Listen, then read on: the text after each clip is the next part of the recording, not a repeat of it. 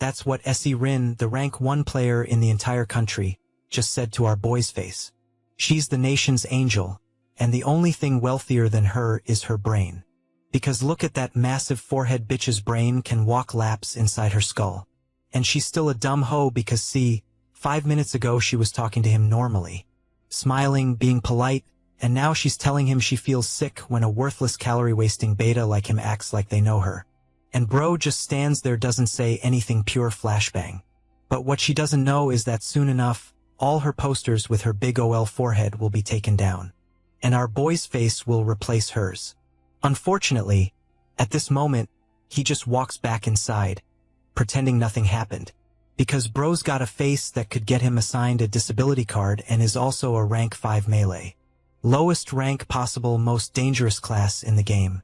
Since you're weak and still have to go face to face to level up. The type of player people feel bad for and would prefer to have not even awakened. But this dude found 2 shotties and built a harem from the ground up. One's a hot babe not because of this, but because she's a fire mage. And the other one is pure thickness not because of this, but because she's a tanker with some serious defense.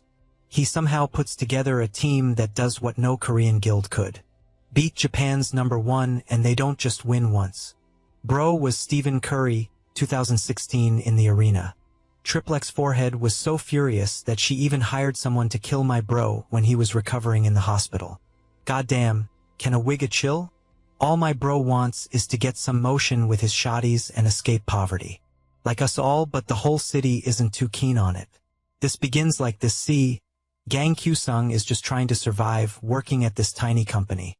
Lucky for him, one day he wakes up as a master and gets the chance to join raids, which are all about shutting those portals down.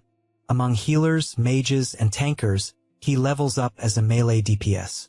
Which, while super common, is also the riskiest since the job is to smack the enemy up close and personal. After a few raids, Hiren convinces Kyusung to join the Master's War, leading the squad. He starts to shine with his epic strategies, putting him right in the thick of the action. So, besides focusing on winning and leveling up, he's got to deal with a mega powerful enemy, who's been wiping out guilds all over Korea. After the Korean War, the world flipped upside down. In the chaos, a soldier freezes, seeing something wild. His boss is not having it and, super mad, punches him. But the soldier just stares at the sky, where a portal to the demon world just opened up. Claws rip the sky like it's paper, and we find out these portals are everywhere and can't be busted by any modern weapon. From the portals, demonic creatures spill out, freaking everyone out. Humans lose hope, but then God starts giving some people the power to fight back. These folks are called masters, and once the first one woke up, more followed. These masters are the ones who can smash the portals to the demon world. But then, more portals start popping up randomly all over, forcing 10 masters to team up to take them down in something called a raid. With all that laid out, we meet Gankyu-sung, a worker at a small company. His life was pretty basic until he got called up for his first raid. Now, let's jump back into the action. 2 tanks sprint after someone yells for them to clear the way. Getting ready to rumble, the protagonist knows he has to nail it.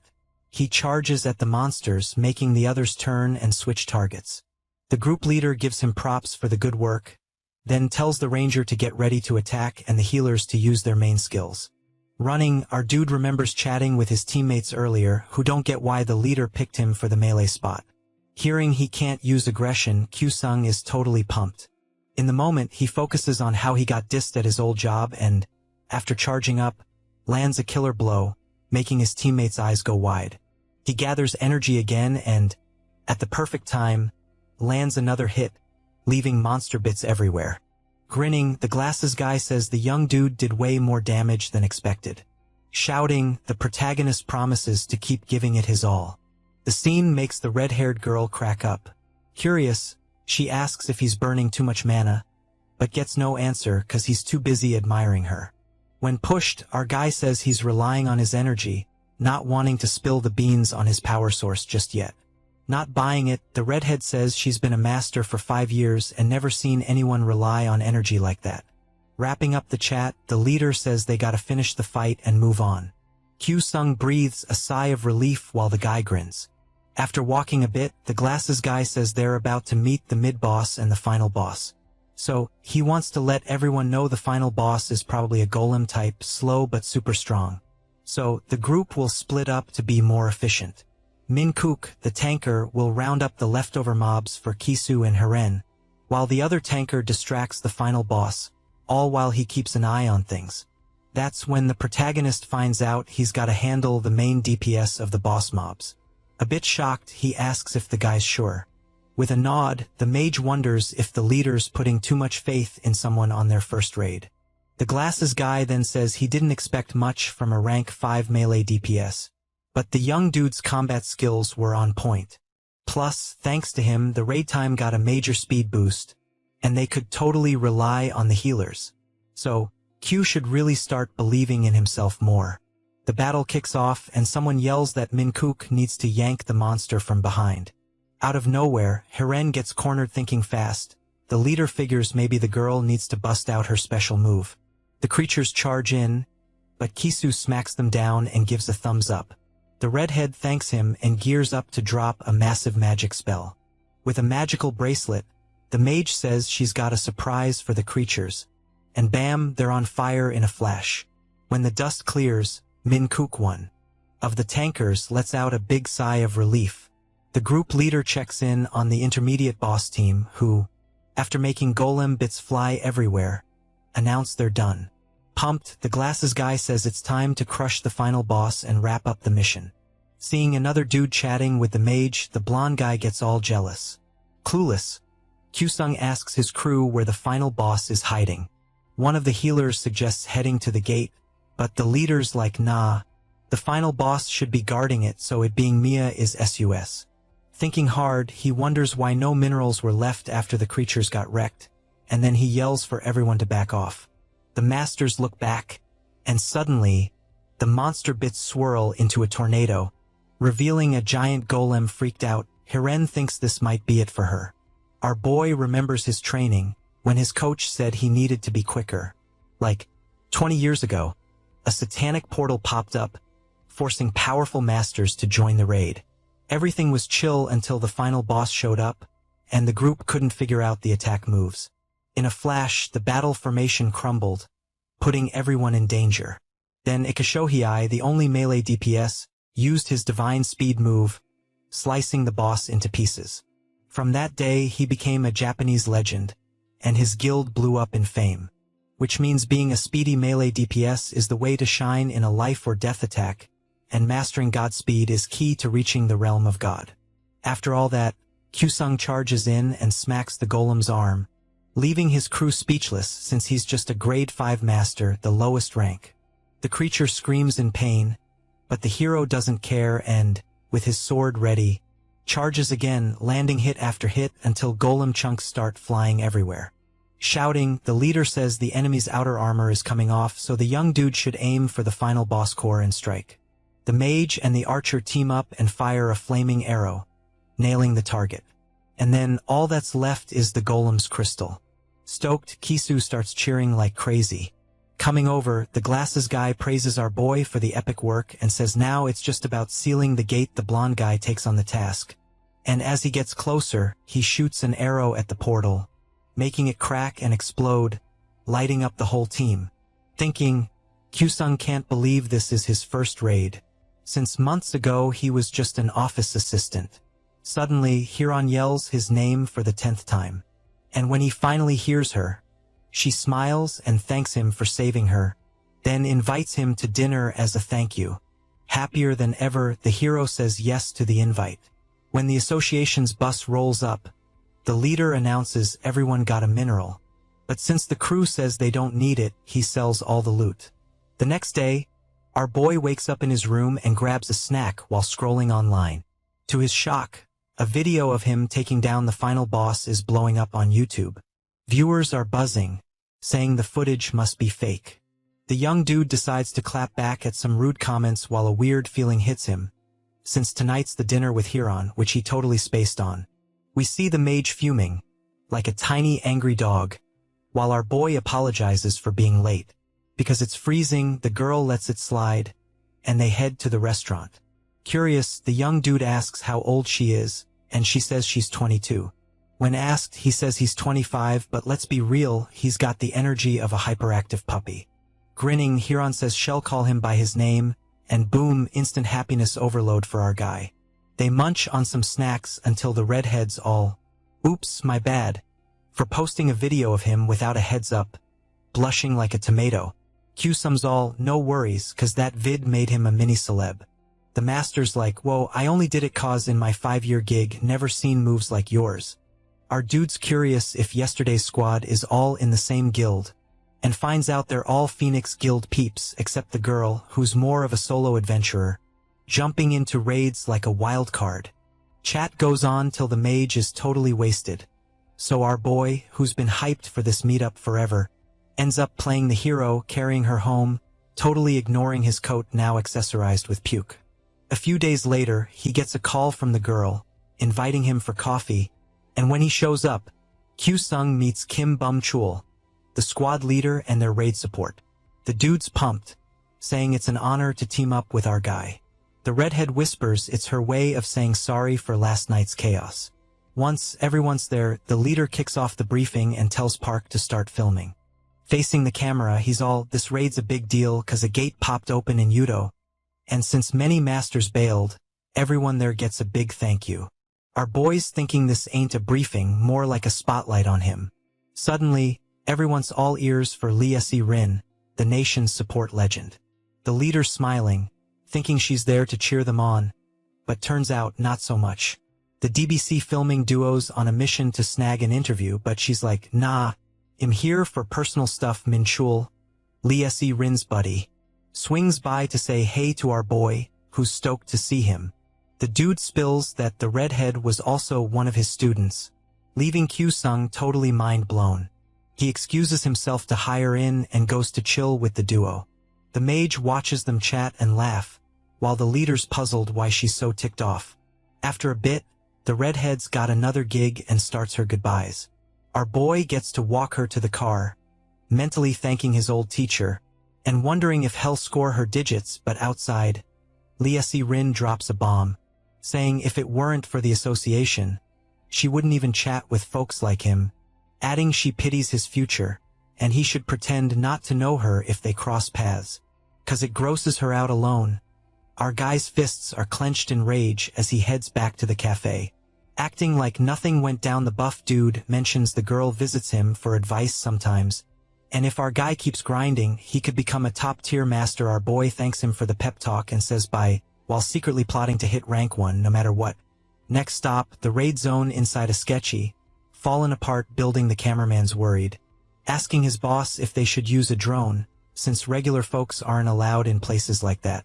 Park's chill, saying to get killer footage, rules are just suggestions. After some more trekking, the journalist tells his sidekick to halt. They stumble upon a crew battling some beasties. The glasses guy tells the chubby one to zoom in on the mages or rangers for that epic shot. Out of nowhere, a girl gets saved by something. The cameraman's baffled, missing what saved the healer. The journalist, calling him a newbie, insists it was the wizard who did the saving. The dark-haired guy keeps rolling until he notices there's no wizard in sight. Park's like, in that case, focus on the ranger after the dust settles. The healer patches up her buddy, then thanks Q-Sung for the save. Our boy's all, just doing my thing, while replaying Lee Se-rin's words in his head, trying to squash the anger bubbling up. The leader rolls up with the squad, all chill, saying he's good, so things must have gone all right. Turns out they ran into a gnarly monster on the other side, but hey, teamwork makes the dream work, and they took it down. Huron strolls over, asking why the main dude's all deep in thought. He shrugs it off, but the mage isn't buying it. Still lurking, the journalist spills that the crew's about to slap a seal to ID the final boss. Before shutting the gate, the duo bounces from their hiding spot to find a new hangout. Meanwhile, Bum-Chul's divvying up roles, saying the tankers and melee fighters gotta handle the ads. The rangers are on boss duty, and the magic users are multitasking. Plus, since the press is all eyes on them, they gotta put on a killer show. Elsewhere, the cameraman wonders if filming from up there is gonna be a pain. Park's like, nah. This is where the final boss pops up. Then, bam! Something wild happens, and his eyes go wide. When asked, he spills that the final boss is humanoid. Super tricky to beat cause they're smart, unlike the usual brainless monsters, which spells trouble. On the ground, the raid leader's frozen, realizing what they're up against. The humanoid gives them the stink eye, and the leader tells the tankers to step up, trying to keep it cool. One dude charges in, but doesn't even scratch the enemy. Time for the rest to jump in. Following orders, the rangers get ready to fire. The creature sees the arrows coming and, with a flick of the wrist, throws up a barrier, catching Bum Chul off guard. The arrows go boom on the shield, and fear creeps into the crew. The tanker yells, asking why his buddy's just standing there watching from above. The journalist figures this fight's gonna be tougher than they thought, meaning if one thing goes south, the raid's toast. Especially since, with this boss, usual tricks won't cut it, and the DPS are in danger. Just trying to stay alive. Curious, the cameraman asks if his boss thinks the attack's gonna flop. After a pause, Parks says the only way to win is if someone takes one for the team. Feeling the heat, a ranger steps up. The humanoid charges her, and the tanker shouts for her to bail. But she doesn't, and bam, she gets hit hard. The healer checks her out, says she's okay, but out cold.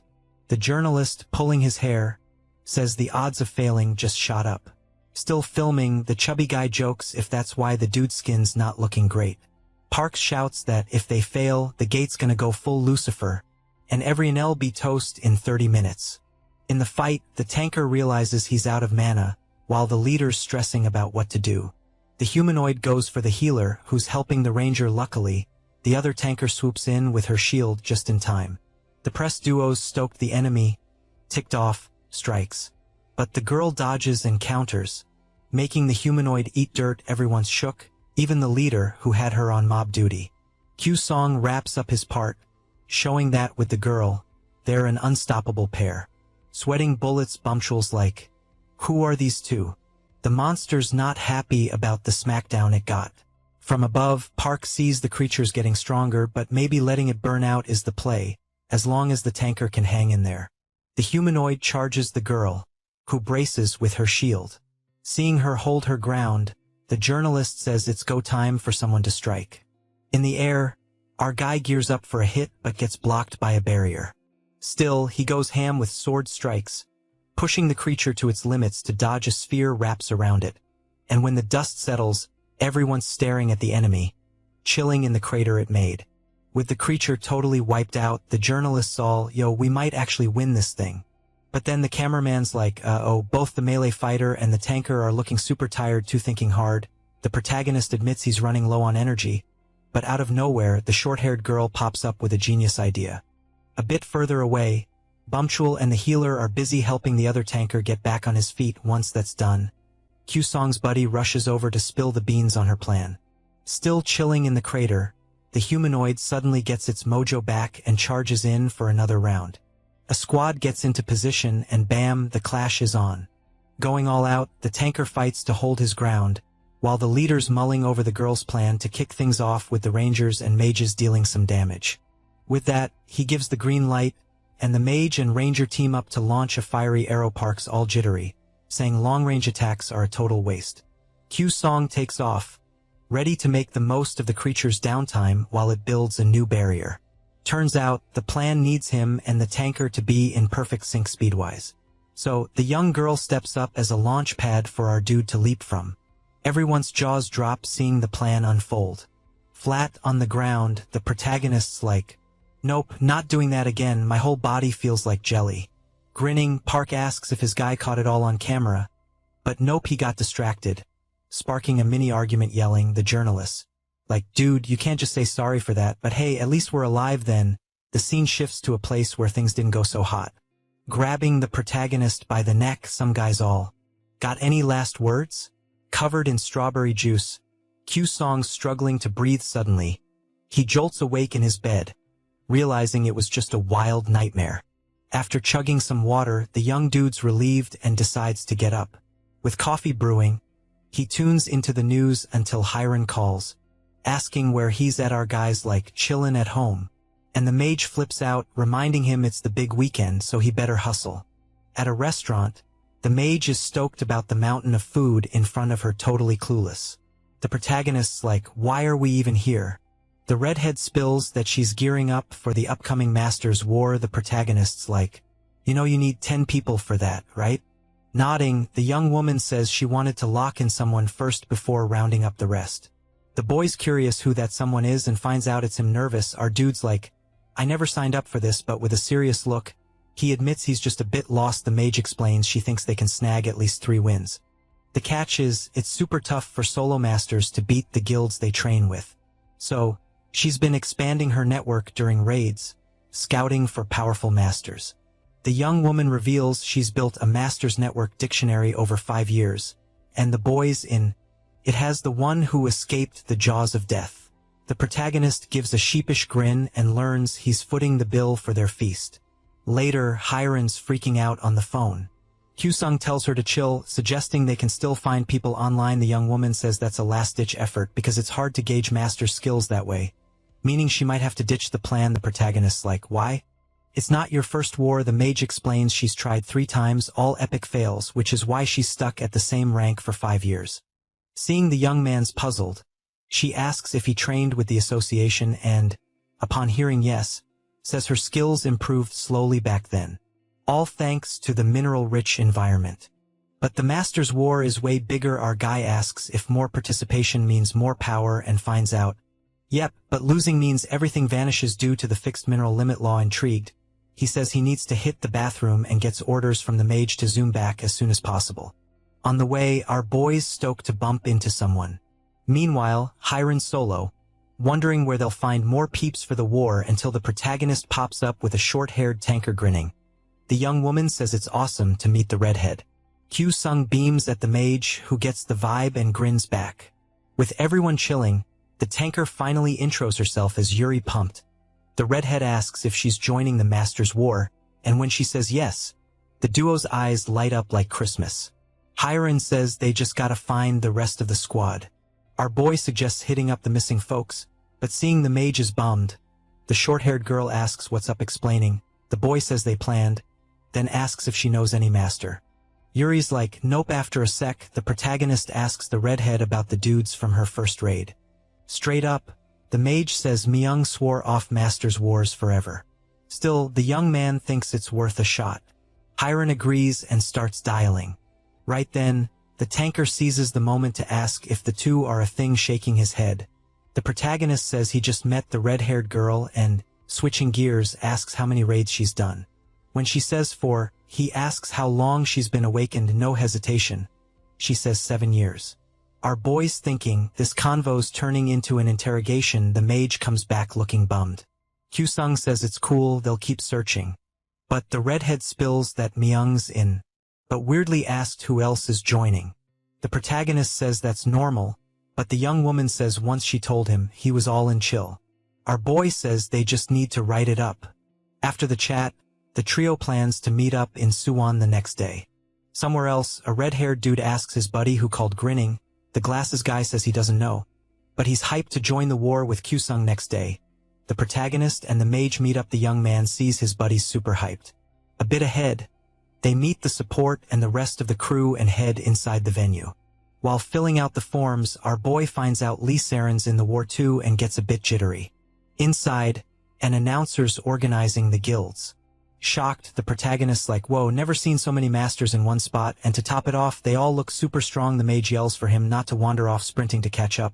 Our boy's thinking the only way to level up is by joining the war, which Saren thinks he's not ready for. Also rolling up are Park and the cameraman. The announcer says the war's kicking off soon. Seeing they're heading to Zone B, the dark-haired guy asks if they're not covering Saren. The journalist says that's the plan. Then he asks why they're gonna Zone B and finds out his boss knows a killer spot near Zone B with a perfect view of Zone A. Grinning. The cameraman says no matter how hard he tries, he can't match the man's skills turning around. Park says skills aren't the only thing keeping him alive in this biz. Being sneaky helps too. The duo keeps walking until the cap guy calls the journalist to check out the masters who did the last attack they filmed. He says this means a big showdown's coming. Annoyed, the journalist says even so. Everyone there's low rank and the man's apology must have been tiny, 'cause he's been saying dumb stuff lately. We jump to the Zone C locker room. Walking in, Hiren comments on how the place is a dump. Agreeing, Kisu says, as usual, low rankers get the short end of the stick. Our boy asks if they know who they're up against. The redhead checks her phone and doesn't look thrilled. They're up against the Iku Guild from Japan. The news leaves everyone shook. The blonde kid's all jittery, asking who they're up against next, and finds out it's the Iku Guild. Mayon's just chilling while the ranger's bummed he can't level up this year cause of these tough opponents. Kyusung's all curious, wondering if this guild's really that up. Heron's like, yup, Iku's the biggest, baddest guild in Japan, and having 10 players is just bad luck. The glasses dude rolls up and tells everyone to get ready. Meanwhile, Park sneaking into a no-go zone. Even though it feels sketchy, the cameraman just follows orders and slips through the door. Elsewhere, some dudes announcing which guilds are doing the biometric exam. Inside a capsule, the main guy's thinking how weird this is until he's told to open his eyes. The announcer says when all group members are out, the match is over. With eyes wide, our boy checks out the battlefield, thinking it's go time. He yells for the healers to light up the place. A young dude sends a light ball sky high. Yuri's like, for tankers incoming. Kyusung takes charge, telling the mage in support what to do, saying he and Yuri will handle the sorcerers and then take out the healers. The trio's off, and the short-haired girl stays back to alert when the rivals show up. In the middle of the chase, the main guy hears a boom and knows the fight's on. He's thinking if all goes to plan, they got this. The enemy team rolls up until something pops up in the sky. The mage stops, starts casting a spell, but bam! Something slices him in half. It's our main dude, taking out a guild member in seconds. He shouts for the others to handle the rest. The trio's running again, and Yuri senses a mage about 50 meters ahead. Our boy says he'll go first, so she should boost him while the healer syncs up with his launch, casting a bonus the other way. Even thinking it's a mana waste, the young guy agrees, but thinks if Myong was boss, he'd have him guarding the base. Kyusung yells it's go time, jumps using the tanker's shield, not knowing the healer's got other plans. Enemies start running, and a red-haired guy says their rear's exposed cause the mage is down. The main guy figures the healer just needs to distract the enemies as planned. Jumping again, he shouts for the young guy to act, but realizes he's talking to himself. The tanker shows up and saves him from arrows. After landing, he thanks for the save, but the young woman says it's too soon. They're surrounded. The healers running to catch up with a group. Confused, Kisu asks why the young guy's back, while Hiron's like, can't you see we're working hard here? Myong shows up and asks what Hwang Jongwook's doing there. Hearing the scoop, he yells the plan's a bust, everyone should join Kyusung as soon as possible, like yesterday. Everyone's running, and the healer's left behind, looking like he regrets his choice. Up ahead, they run into 3 enemy tankers. Back to the main guy and Yuri. The red-haired guy is thinking the young woman's a beast tanker, then lines up another arrow shot, which misses for the 6th time thanks to her shield. Seeing his buddy struggle, our boy is wishing the healer was there. He shouts for her to hang on for 2 more shots. She warns she's her special move. Suddenly, she's glowing in light armor, leaving Kyusung amazed. With no choice, he says he'll prep his special move too. Seeing this, the enemy ranger decides to do the same, all to wrap up the battle fast. Elsewhere, Park and the cameraman reach their spot. The place has a killer view of all the zones. The cap guy is surprised, asking if the plan's gonna work. The journalist's annoyed, saying he's being a total noob again, then says this is a virtual space cooked up by genius engineers using that rare mineral on the ceiling, a mineral that's super rare, only found in raids tougher than Lucifer's level. After dropping that knowledge bomb, he wonders why his employees slacking off. Startled, the guy remembers he's supposed to be recording. Grabbing the camera, he asks where to point it. Park, fuming, asks if he forgot they're shooting a special edition of Liesi Rin. The cameraman apologizes, saying he just wanted to know which zone and battle arena. After getting the info, the journalist wonders if the guy in the cap is messing with him on purpose. Suddenly, the man looks over and asks if he should really film battle arena 2 inches zona, since it's totally empty. Looking down, the glasses guy wonders how the match is already over, and remembering how he hyped it up to the director, realizes he's totally toast now. Trying to stay positive, the cameraman suggests filming the group that led the Wado raid. Terrified, Park tells him to do whatever he wants. Back on the battlefield, the red-haired ranger just fired off his special move. Yuri's all set, waiting for the impact. When it hits, she stands strong. Behind her, Kyusung's praying. She holds on a bit longer, as his energy is almost fully charged. When the dust clears, the tanker is still standing, leaving the enemy totally baffled. Furious, he thinks there's no way she withstood his move, then tells his buddies to give all the mana they've got with no other choice. The duo obeys, and the ranger fires another deadly shot. As the arrows are about to hit Yuri, our boy's ready and charges at the enemies at full speed. The trio watches in shock as he closes in, but they can't stop him and get wiped out in one hit. The scene makes the tanker grin. Exhausted, the protagonist figures it's just about mopping up the last enemies, but surprise, surprise. The announcer declares the match over and Gangmoon the winner. Happy, he turns to his ally to celebrate, but she's on the ground with Yuri in his arms. Kyu-sung asks if she's okay. She says she's fine and can reach the bioskinification system herself. The protagonist tells her not to worry. He's got her back, so he picks up the tanker and gets ready to head back after some walking. Finally, the rest of the crew shows up. Myung's glad they're okay. While Hyron wonders why he's carrying the tanker, our boy starts sweating bullets as the mage gives him the stink eye. Smiling, he says he's doing it because Yuri took a hit for him, then says it was thanks to her they won, even with some unexpected twists. Hwang Jong-wook looks down, embarrassed, while the protagonist loudly explains the tanker took the hits for him. The girl tells him to drop it and keep moving. Annoyed, the redhead jokes, telling him not to melt the situation. Watching from above, the cameraman announces he's done recording. Park doesn't react much, thinking about how to explain this to the director, leaving the guy in the cap puzzled. We jump to the AQ building where someone asks if the Master's War is going well.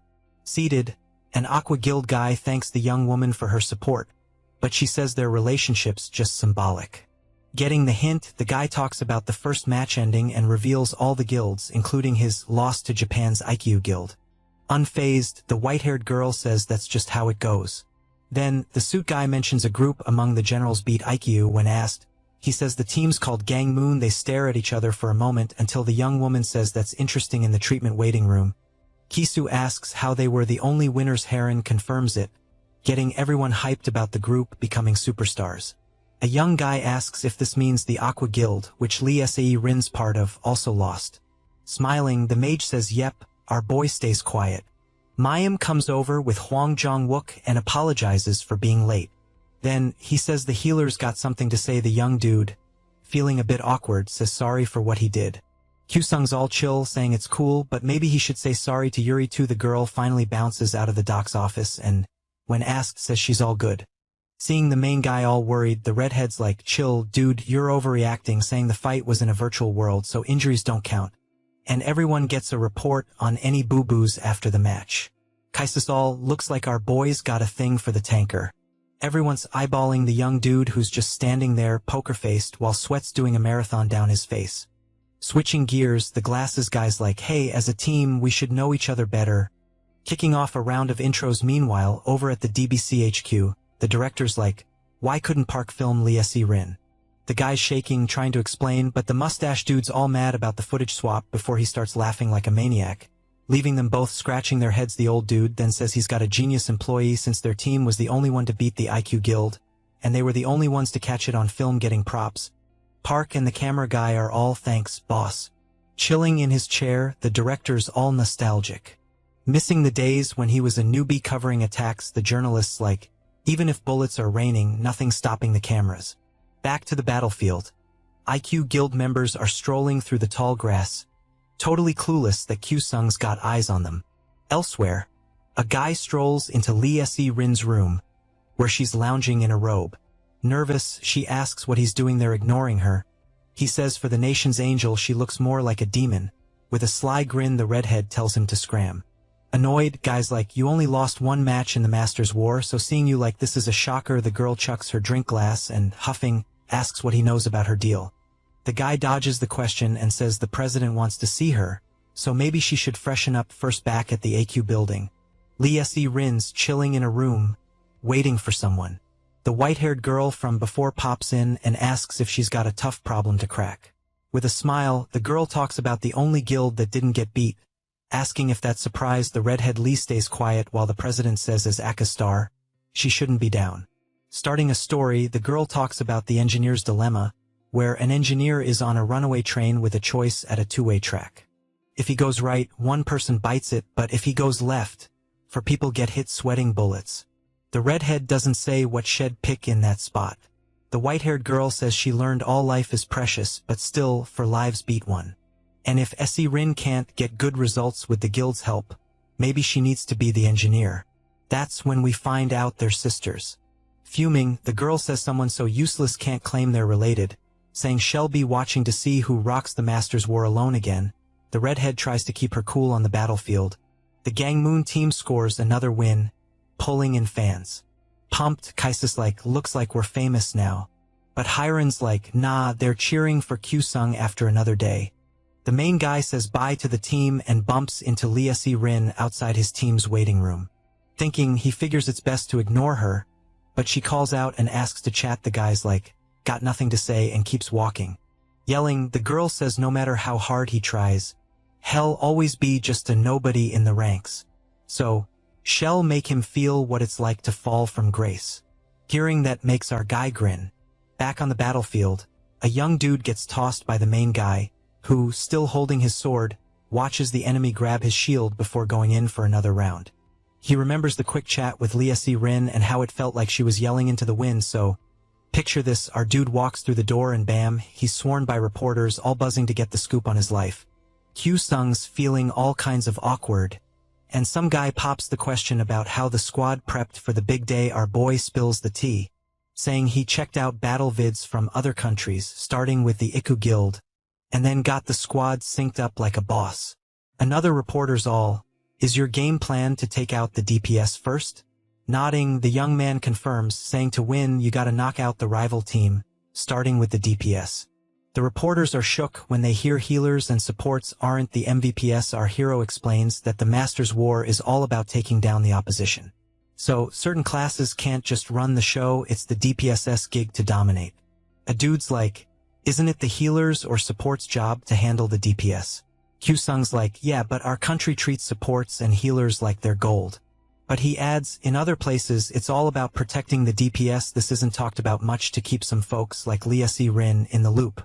His words, plus the reactions of those feeling salty, make the headlines. Back to the action, our hero decides not to sweat what others think. The tanker dodges a hit, but gets whacked again, leading to his KO. Our guy's solo for a sec until more baddies show up, ready to trap him. One dude notices Kyusung's super chill, like he's got a secret plan. He yells for his crew to get off the ground, but it's too late. Myung shows up, stoked about the leader's epic strategy, thinking our boy's like, now Hiren just needs to wipe him out for the win. But surprise, an enemy mage lands a hit and gears up for another, thinking he won't miss this time. Flashback to when Kyusung told the crew he'd be the bait since the IQ guild's getting smarter. So, Myung and Hiren's firepower had to shine, and Yuri was on mage guard duty. The girl was down with the plan, and that's a wrap on that convo. Fast forward, our boy's hurt after dodging a fatal blow at the last SEC. The glasses dude realizes he can't raise his hand, or the enemies get a free pass. Elsewhere, bodies are scattered, and the white-haired girl gears up for her next showdown. A guy yells, asking why she's doing this with no guild war declared. Grinning, she says after wiping out his crew, her guild's gonna be top 4 in Korea. The guy's mad, powers up, and says it won't be that easy, shocking the Akia guild prez on the battlefield. Yuri tells Hiren she sends his from another direction. The mage asks how many, and the tanker says about 7, but 2 are their peeps. Smiling, the redhead's like, Kyusung's plan must have worked, and leaves her protection to the girl while prepping a big spell. The duo hits their spot, and the mage starts the magic. But Yuri's worried about our hero, who's hurt in the chaos. The scene reminds her of when her bro became a melee fighter and went to his first battle. Despite his grit, an accident happened, and even with the healer and support's best efforts, he didn't make it. Snapping back, the tanker decides to move, leaving the mage exposed. An enemy's ready to strike our boy, who thinks this might be it until Yuri swoops in to save him. He's stoked but wonders if the redhead's okay. Seeing a fireball nearby, Kyusung trusts the tanker made the right call. Turning, the girl tells him to get closer. A bit away, Hiren feels exposed, knowing the other team will sense her mana still. She focuses on her attack, not noticing an enemy watching her. In the middle of the chaos, this young dude figures out the squad's plan is to wipe them all out with some epic magic move. So he's like, time to strike back. Totally zoned in, the redhead conjures this massive fireball. Then, out of nowhere, a guy with claws like Wolverine bursts from the water and charges at the mage. No chill, she spots the threat too late and gets smacked right in the face. Myung, Yuri, and Kyusung just stand there watching Hiren vanish, whispering to themselves. The enemy's all smug, thinking he just needs to deal with the support and promises to take his sweet time doing it. But plot twist. The fireball didn't vanish with the girl and is now heading straight for him. The dude gets roasted by the flames and the main guy is like, gotta figure out how to make up for the missing DPS. Suddenly, he notices the flames are coming his way.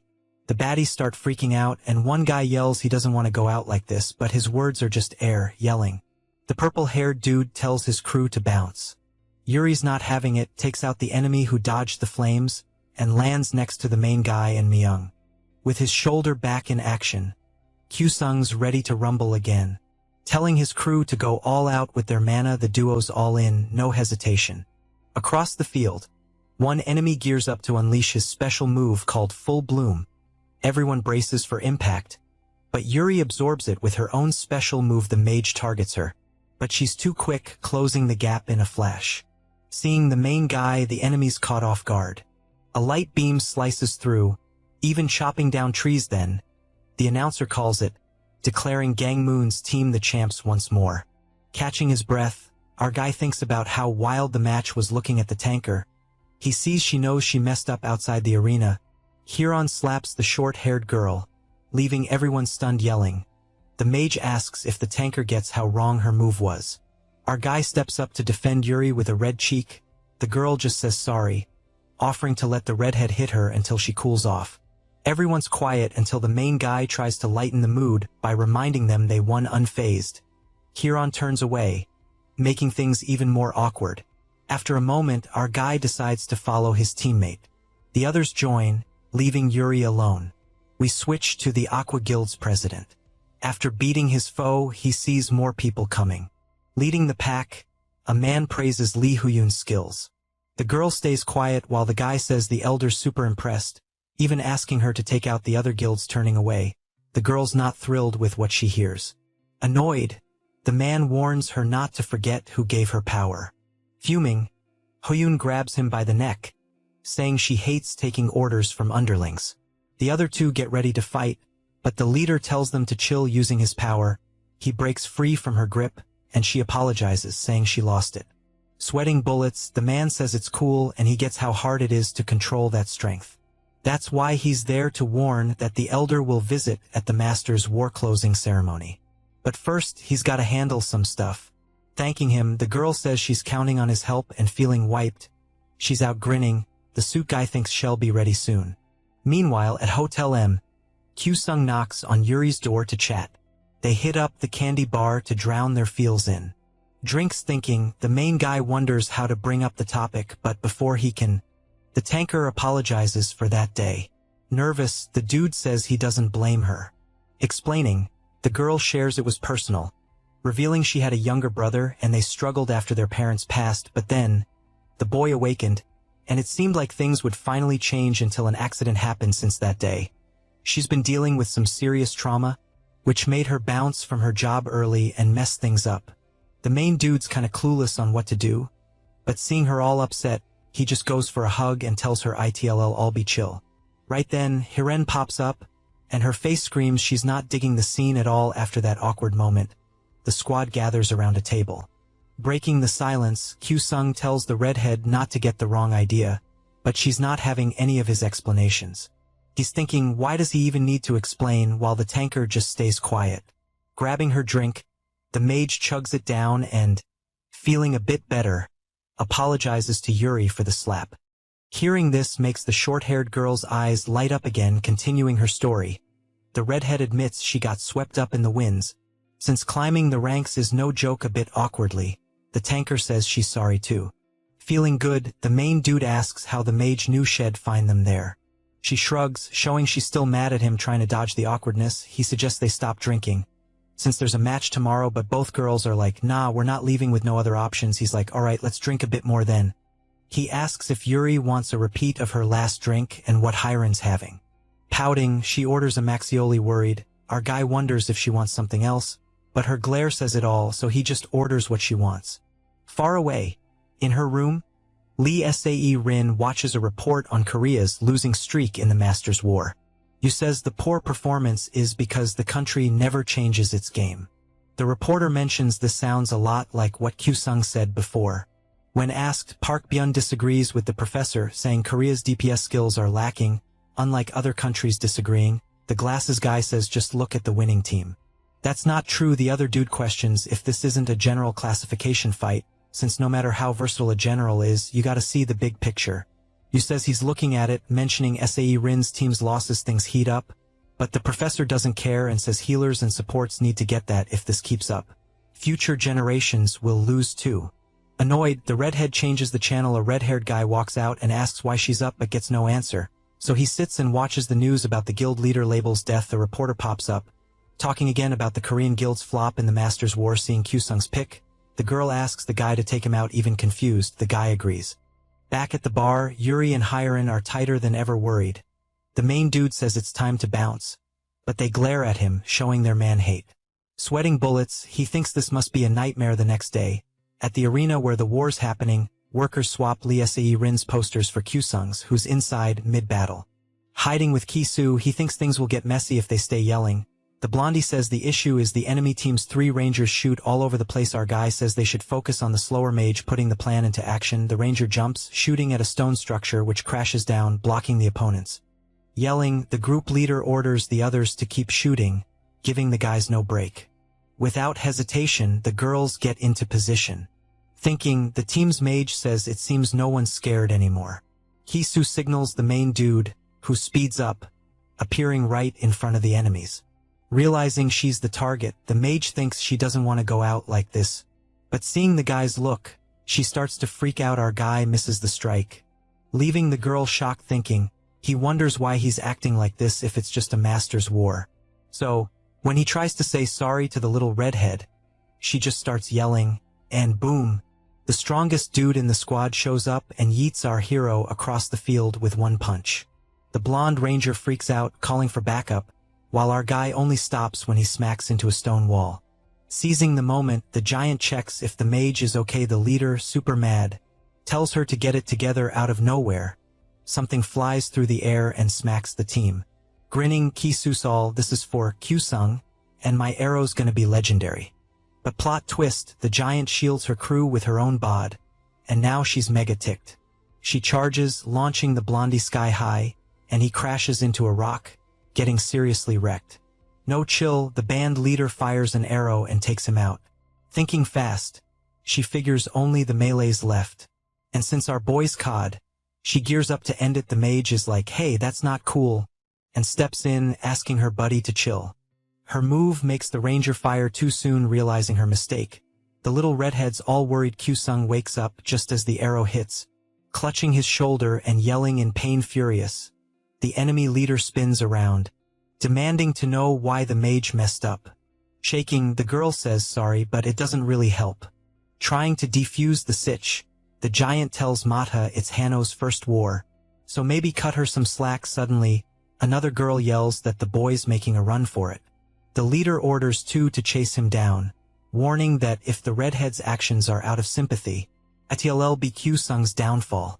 Running, the hero's thinking how the pain's getting worse even in a game. Then he face plants, foaming at the mouth. The 2 baddies find him and get ready to finish it, but surprise, something blocks their arrows. It's Yuri, swooping in and smacking Shioru, leaving her buddy super worried. The tanker rolls up with Mayung, and he asks if there's a way to help him. The glasses dude says the arrows got fraud poison, so his detox skills aren't enough, and they need a healer to fix it. Watching, the enemy ranger figures she can't handle 2 alone, heads back to Matha to spill the tea. But unlucky for her, Hyren shows up just in time and zaps her with a spell, joining the crew. She asks how Kyu-sung's holding up. Mayung says it's bad and he'll have to carry him.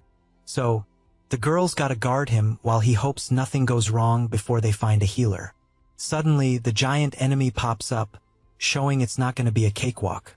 Matha peers too, grinning at Yuri, who's got a face Hino. The strongest throws her first punch, but the glasses guy dodges, set on hiding the hero so he can fight the giant bolts, leaving everyone in the dust all hyped. The enemy leader wonders if a tanker can beat a ranger. Yuri doesn't hesitate, making the first move, but her opponent leaps into the air, dodging like a pro. Seeing this, the short-haired girl raises her shield, thinking how skilled her opponent is nearby. Hirin charges at Hino, who dodges, thinking how wild the redhead is, like she's possessed or something, which means she can't drop her guard. Back to Mayung, who finally finds a good spot to stash Kyusung, who's still out cold. Using his power, he activates Earth Protection, covering the guy completely. Seconds later, his opponent shows up, out of breath. Meanwhile, Yuri's still trying to hit Mata, but the ranger's a master at dodging, which is driving her nuts. Teasing, the enemy asks how long they're gonna keep dancing. Thinking, the tanker wonders how fast her opponent is. Grinning, the blue-haired girl warns her to watch her mana. Firing an arrow as the young woman charges again, Yuri blocks it and realizes she needs to close the gap if she wants to win. Meanwhile, the two mages are casting spells, but neither lands a hit. Checking out her rival, Hirin's all were pretty much on the same level, just with different magic vibes. Hino's brain flashes back to her grandma's warning about playing with fire. It's a no-go, kiddo. In her head, the redhead's totally a demon, no cap. In a blink, the protagonist's buddy's in deep trouble cause her rival suddenly got a speed boost. Meanwhile, the tanker's still striking out with her attacks. Like, seriously Mathasol, I see your brave heart, but I'm so over this fight. Yuri's dodging arrows like a pro and, with no other options, goes full in special ability mode. The enemy boss leaps back into action, firing away, but oops, the tanker's got a barrier up. Just about to land a killer hit, the enemy flips on her maneuver step skill, ready to rain arrows, thinking the short-haired girl's mana's tapped out. But wait, last second, she spots Yuri's shield's gone. Boom, the object sideswipes her, landing a direct hit. Mata crashes down, leaving a crater where she lands. Hurt, she grumbles about the tanker's sneaky move being low-key shady. Unfazed, the tanker's like, taking down the boss is how we win. Then the ranger cracks up, spilling the tea that she's not the real boss. It's the mage battling Hirin. Her gig was just to push Hino into getting serious. Annoyed, Yuri takes out the ranger, then hears a boom and worries about the redhead. Sprinting through the rain, she's all, why's it pouring though? Sensing something's off, she speeds up. Elsewhere, Mayung's got his rival mad about being swallowed by the earth. The dude's not easing up, aiming to bury the giant completely. Once done, he figures it's smart to harden the mud, just in case. Suddenly, a dark cloud grabs his attention. Back to Hino and Hirin. Thinking out loud, the protagonist pals like, this rival's super stubborn. Yuri finally rolls up to the fight, ready to back her up, but the redhead's all, nah, I got this, better bounce, it's a mage showdown. Listening, the tanker warns her buddy to stay sharp, spilling that the mage is the enemy squad's boss. Hearing that, the redhead's feeling a bit jelly. Watching the pair, the braided girl wonders if the short-haired one took down Mata, but has to dodge Hirin's fireball bearish. The two dive into a heated clash. Yuri's just vibing, thinking how epic it is, stoked to see her friend taking charge. Freaked out, Hino's like, I can't hang on much longer until the flames swallow her up.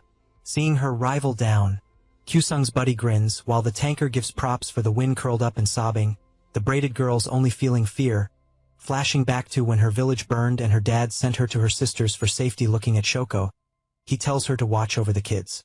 After a ton of water, they finally tame the flames.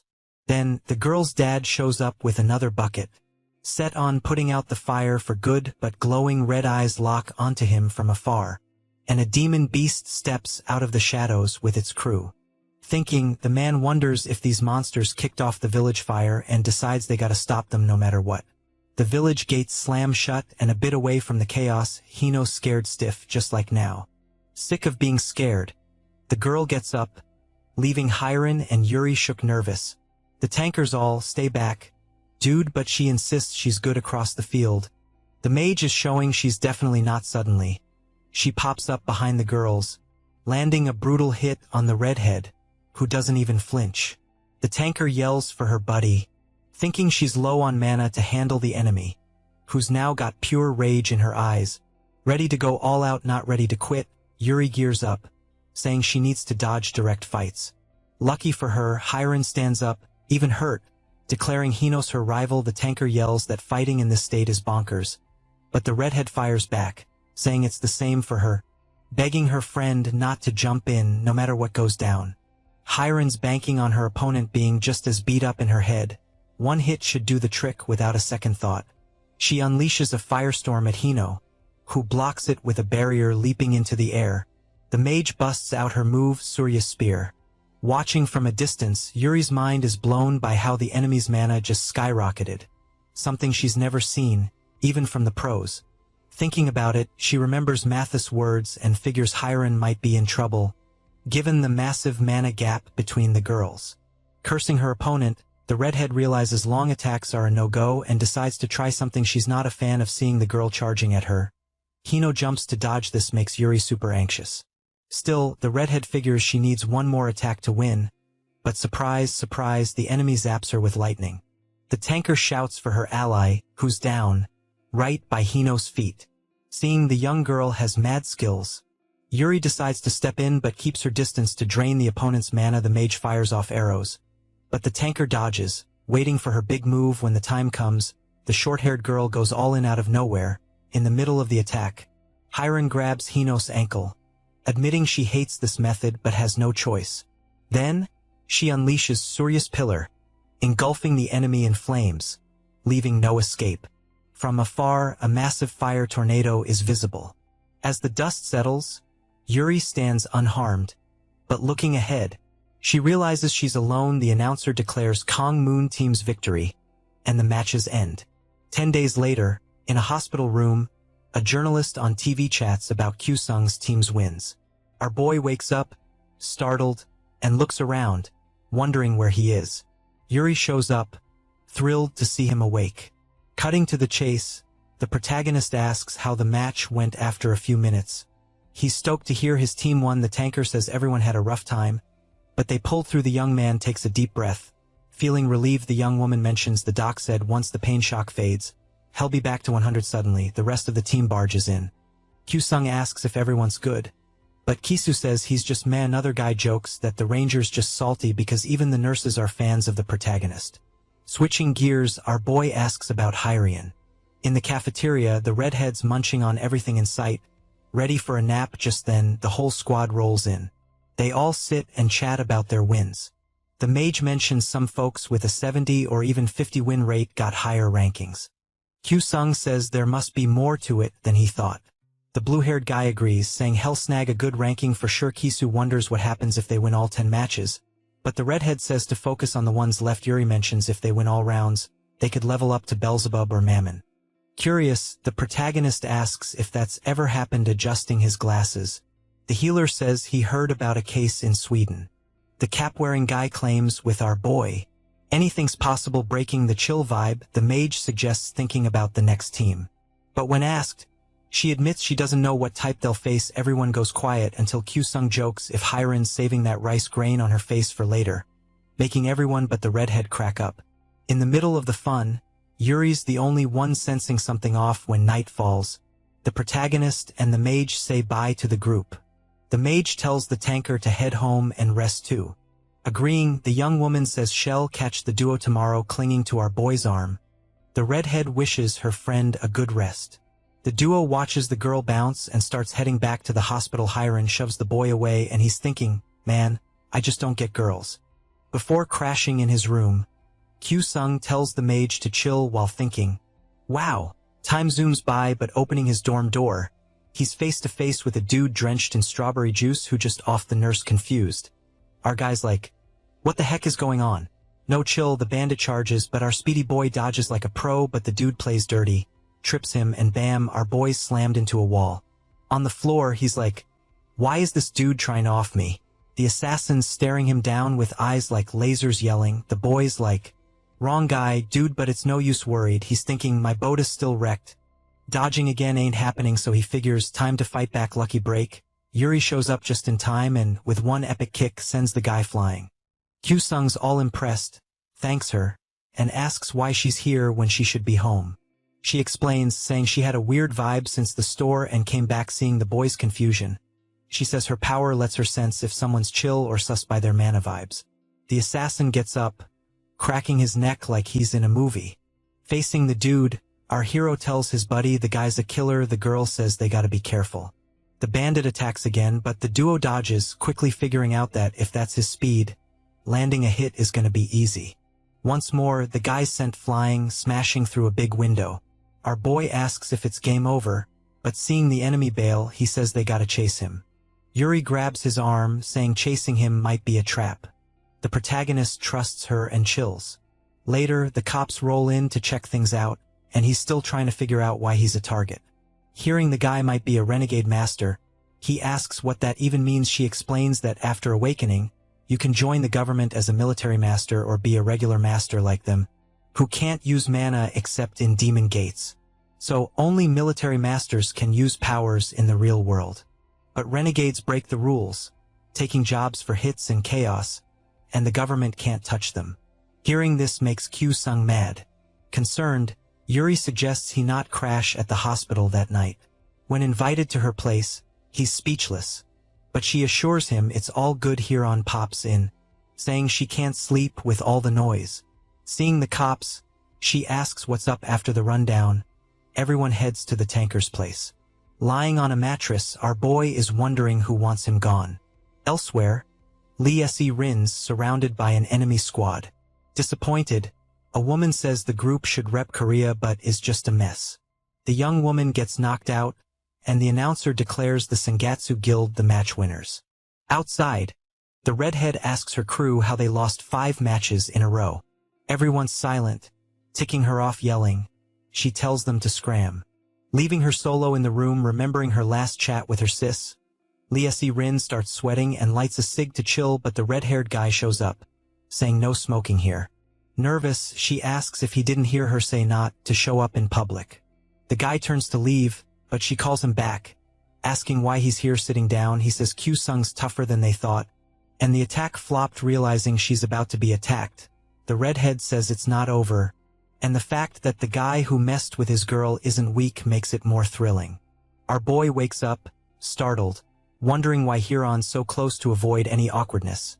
He decides to sneak away quietly. Suddenly, the mage starts moving but stays snoozing, which makes our hero breathe a sigh of relief. Away from the bed, he takes a deep breath, then realizes he's feeling kinda off. Our dude decides to hit the bathroom, but when he opens the door, surprise, Yuri's in the shower. He turns ghostly, pale, thinking, "Welp, this is the end of me." Huron wakes up, sees the chaos, and ties him to a chair. Calling him a wild beast, the tanker suggests chilling out, saying the guy didn't mean any harm.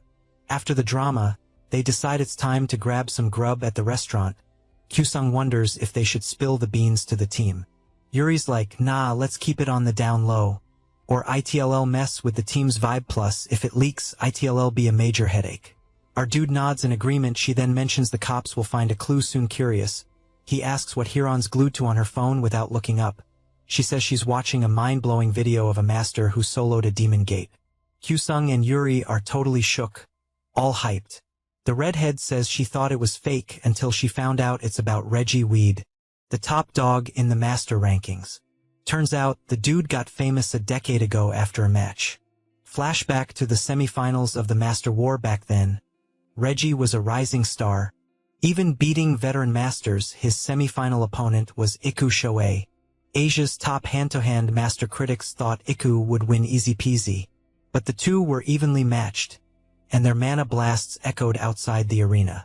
After tons of hits, the dark-haired guy ran out of mana, while Iku, super tired, kept looking for a win. Finally, after 3 days, Iku used Godspeed for a final blow, causing a huge flash. The crowd went wild for Iku. But when the dust settled, Reggie was the one standing, and the crowd switched to cheering his name. Regis' win over the Russian master shot him to the top spot, where he still is. Now, Kyu-sung is mind-blown, asking how Reggie won after being cornered. Huron says there's talk that Reggie had a second awakening, a hot topic among top masters. Our dude's clueless about second awakenings, but gets pumped about the idea. Yuri asks about Shoei and learns he retired and went off the grid after the fight. Curious, the hero asks how the mage knows all this. Grinning, she says she's in Regis' fan club. With the chat over, the tanker suggests they hustle to the arena. The mage agrees, saying shell chow down faster.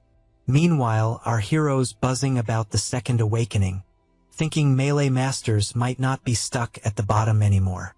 The fifth match of the Masters War kicks off. Two enemies attack Kisu, who fires arrows at them. The mage blocks the attack, making the blonde switch tactics. He shoots an explosive arrow with tear gas with the enemies distracted. Our dude swoops in and finishes them off. The ranger shouts, praising his epic entrance. But suddenly, one enemy pops back up. The hero looks over, shocked, while the other team's mage thinks going solo is dumb. When the dust clears, Kyusung sees the enemy's plan to bail. Kisu warns his buddy not to chase, fearing a trap, but he's ignored. Running, our dude wonders why the enemy's so chill even though he's faster. Another foe appears ahead and sends him flying with one hit. As he falls, the hero thinks this might be the end. Up top, the ponytailed guy praises his allies' attack, saying now that they've ditched the biggest threat, victory's a done deal. As everyone stays quiet, he's all, why the awkward silence, guys? The big dude's like, I don't think Kyusung got knocked out. The mage is confused, asking if he thinks Kyusung's gonna climb up, then yells that his buddy needs to grow a backbone. The young guy nods, and right then, the hero's sword slices him in half. The young dude lands the hit and keeps climbing, while the enemy's jaw drops, wondering how he's still going. After seeing him fall, the hero just chills midair, leaving the young guy even more baffled. He suddenly remembers the healer and wonders why Jiro didn't sense anyone sneaking up. Lost in thought, the ponytail guy figures his enemies must be further down. Scanning around, he spots Jongwook, giving it his all to keep Kyusung airborne. Ticked off, the young dude's like, didn't think they'd risk the healer to save the melee dude. Still, he's all, as long as the support's here, even if it's tough, we've got the upper hand. Ryota gets the call to help, but then, bam, he's frozen in place. The blonde guy's yelling, what's the deal? His buddy gets knocked out and he's scanning for where the shot came from, realizing it's from way, way far. Kaisis locked and loaded, ready to fire again. Sweating bullets, the enemy decides to watch the young guy's next move up close, but, unlucky for him, Myung and Kyusung close in with 3 on him. The young guy tries to stay chill, until he figures, surrenders the best move. Everyone closes in, and the rangers all, Yuri, Hiren, Hire, and Jongwook should soon beat the other pair. Out of nowhere, a scream reminds them Hwang's still dangling. Hearing the young guy needs help climbing, Myung tells Kisu to warn he might fall. Curious, the hero asks how the healer knew he'd fall. The glasses guy's like, I'm the messenger, one of my skills lets me see super far.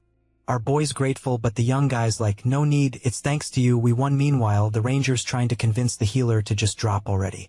Thinking, the hero's like, because of me we almost lost. Meaning in real life, Hwang would have had to sacrifice himself for me. Then he wonders what Reggie and Iku would do in his shoes. Thinking about it makes him jittery, and he's all, I gotta get stronger, both in body and mind. We jump to another scene, where a guy's frantically telling his crew to protect the guild master, but even so, the mysterious figure charges in and wipes everyone out until a big guy's fist comes flying after the punch. He's like, pretty gutsy of you to storm one of the top 4 guilds like this. Then reveals he knows it's Lee Hoyeon under the mask. Other masters join the big guy, who's yelling that the young woman will pay with her life. Meanwhile, in what looks like a company building, our boy knocks before entering Kim Minchul's office. Walking in, he asks if everything's cool. Nodding, the man invites him to sit, then asks what's up. After chatting a bit, he gets that the hero's hunting for a personal training spot. Asking for help, our boy's like, private training spots cost a fortune. He'll take any time slot. Thinking, the man's like, it's not my place.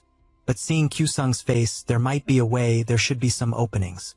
The hero's cool with anything as long as it's his. Holding a tablet, the suit guy's like, don't get too hyped, if a master signs up, you'll lose the spot. After some searching, Kim Minchul finds what he needs. But suddenly, a master registers and poof, the spot's gone. Hiding his disappointment, our boy's like, he'll find another way. Apologizing, the man promises to keep an eye out in case someone drops out. So the young guy should only thank him once he's in the training field. Switching gears, he mentions Kyusung should totally meet the new master. The main dude's down to meet her, so they head to the door in the master's room. Kim Minchul introduces himself, but surprise, surprise, the woman and the young guy already know each other. Cut to the guild HQ getting wrecked by Lee Hyun, who's flying solo after taking down the other masters. Thinking out loud, she says only 1 guild's left, all thanks to the power she scored. Bam, something hits her. On the ground, a dude's ready to throw down, but she's quicker and takes him out in a flash. While she's thinking about mopping up the rest of the guild, a black mist sneaks into the Akia president, messing with her face for a sec. Lee Hyun faints, and Myung finds her. Flashback to when Kyu-sung worked at a company, taking orders from a lady with pink lipstick. Head down, he says sorry for messing up his work. Annoyed, his boss tells him to work as an agent. Since he got that title, turns out, after becoming a master, the best part wasn't ditching the low-pay, late-night gig, but escaping Young's grip. One day he wrote a report, but then the director showed up asking who wrote that garbage. Without missing a beat, he says his boss told him to do it that way. But she denies it, saying she didn't make those dumb mistakes back to now. He tells Kim Minchul how he knows Jung grinning. The woman says it's nice to see him, while he thinks the best thing since becoming a master was not seeing her face again. The guy uses their connection to ask his old student to introduce them. With no other choice, he does it. Mayan says he doesn't need to call her boss anymore, and Minchul says it's nice. To meet her, Hyu-sung takes the chance to say he needs to bounce cause it's late. The guy's not thrilled and says his group has a match soon. So he'll drop by again when he can. With a spooky look, Jung tells him to take care. Leaving the building, he wonders how he'll book a training field and why his ex-boss had to register. Feeling like he's in trouble, he decides he can't wait for Kim. Then something catches his eye. At the Red Bull Guild HQ, Mayan asks if Aiden Guild's the last one and what Lee Hyun's gonna do with all that power. Curious, she asks why he thinks she got that power, saying her goal was to be on top. Until she met Ikushohi, who's got more power than anyone can imagine, so she decides she can't be the head of the dragon, shall be the tail. The guy stays quiet while she says she knows he's in it for the same reason. Out of nowhere, a green-haired dude shows up, saying even after talking to the government, a problem popped up during cleanup. Asked what happened, he says one of Red Bull's 4 guardians vanished. Freaked out, Lee Hyun orders him to find and finish off the survivor. Mayan stays by her side, silent outside. Kyu-sung heads to an alley after hearing a noise and finds the missing guardian. Flashback to just before the fight. A guy tells Hannah to run, while a big redhead says the enemy's not even human. A mustache dude says he'll clear a path for her. The tank top guy tells her to stay alive. Waking up, the guardian sees the main dude and charges. Asking where she is and who he is, he tries to speak but can't catch his breath. Yuri shows up, glad she's awake, while Haeyeon wants to know what her ally did. Covered in strawberry juice, Hannah's confused about what's going on. Meanwhile, in the alley, Lee Hyun's worker figures the girl can't be far because of her injuries. Placing his hand on the ground, he realizes someone else was there, meaning the guardian might have had a sidekick. We bounce back to Kyu-sung, who gets why the girl acted that way, then asks what went down. Wrapped like a mummy, the guardian asks if he's a master too. The main dude's all, yep, and my squad is too. Hannah's curious, asking which guild he's reppin'.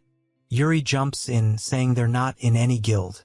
Cutting off the girl's grilling, the mage suggests she should spill who she is first. Our guy scolds the redhead, but she's all, I didn't say anything wrong. Feeling a bit awkward, Hannah says sorry and introduces herself as one of the 4 guardians of the Red Bull Guild. The news leaves the girls totally shook. Continuing her story, the girl says yesterday her whole guild got wiped out. Hearing one person did it solo, the trio's like, how's that even possible? The guardian says even if it's wild, she's for real. Revealing the assassin is Lee Hyun, boss of the Aqua Guild. Unlike his freak-out friends, Kyu-sung asks who Hannah's talking about. Yuri explains that a few years back, Aqua was a fry, but everything flipped when the girl took charge. Adding to this, Hyerin heard the group dodges competing with other guilds. After a pause, the guardian says Red Bull, Label, Aiden, and Aqua are Korea's big shots, and among them, Red Bull and Label are chill while Aiden and Aqua are all about action. Still, no turf wars happen until one day. Label's leader got whacked. Even though the news blamed renegades, she's sure Lee Hyun's behind it all. The mage and main dude are stunned hearing this, but Hannah spills that her guild checked the crime scene and figured it was an organization's doing. She believed the whole guild, leader included, got taken out by one person. At first, no one bought her story until everyone saw it for themselves. Curious, the main dude asks why Aqua's leader is picking fights, but the guardian says it doesn't matter since the girl messed up the power balance. So they gotta alert the other guilds as soon as possible. Hannah calls Kyu-sung and, pulling something from her pocket, asks him to hit up Aiden Guild HQ and report the drama. In return, Shell do whatever he wants. Thinking it over, our guy figures if he takes the mission, he might score a training room when night hits. He heads to the spot the Guardian mentioned, remembering her panic about the power balance being wrecked. Risking a civil war knowing Aiden's wary of strangers, the girl gave him a USB that only reacts to certain mana. The main dude stops at a door with a red symbol and, after a deep breath, asks if anyone's there. With no response, he wonders if he should just bust in. But deciding that's rude, he knocks again and yells until the gate swings open. On its own a bit further, there's someone chilling in a chair, sweating bullets. Kyusung thinks he's in the wrong spot. Still, he approaches the guy and tries to get his attention. The guy doesn't budge, so the young dude speaks up until he's shocked by the old man's face. Lifting his head, the man asks what he's doing, but the main dude's just thinking how the old guy looks like the dude from his dream. Remembering he's in Korea, the man stops speaking Japanese and, smiling, says it's nice to meet him. Kyusung stands frozen, saying nada. Worried, the man asks if he messed up until the young dude finally says hi. Laughing, the man says it's been ages since he spoke Korean, then asks if the young dude can help him find the nearest subway station. Thinking it over, the main dude figures it's best to help the guy, so he loudly tells the man to follow him. Happy, the old man says the young dude's super generous. The two start climbing the stairs and our boy's all ears, soaking up the advice about keeping his body in tip-top shape. After a few minutes, they hit their destination. Pointing with his arm, the protagonist tells the old man to follow the road, take a right, and boom, he's at the station. Grinning, the man thanks him for the help and apologizing, says he's got a reward for the young dude. Kyusung's like, nah, keep your cash, and tells the man to hold on to it. The old man then goes, well, if you insist, and sneaks the money into our boy's coat pocket before bolting. The protagonist thanks him while watching the old man bounce and, remembering his mission, wonders if he wasted too much time. Then he figures, better get a move on. Out of nowhere, the old man pops back and says he forgot to mention something. With a creepy grin, he says the young dude's got a rare and precious body. Freaked out, our boy's like, how does he know I'm an energy-based master? Turning to leave, the old man says the young dude better hustle if he wants to deliver what he needs. Kyusung starts sprinting back to the spot Hannah pointed out, but when he hits the gate, he sees something terrifying. His body freezes at the sight of a dead woman hanging under the symbol in a cafe. He asks the Guardian if this means there are no guilds left to keep Lihu, Yun, and Chek, and what's up with these attacks. Hiren's like, duh, the young woman's clearly trying to gain something. Yuri says the girl might be trying to absorb the other guilds. Breaking her silence, Hannah says those reasons are way too shallow. Confused, the protagonist's like, what do you mean? Explaining, the young woman says the murders are tied to why the 4 major guilds were created. Years ago, Korea was known for having the most demon gates. But among these gates, there was one that caused the most chaos, known as the Gate of Tragedy.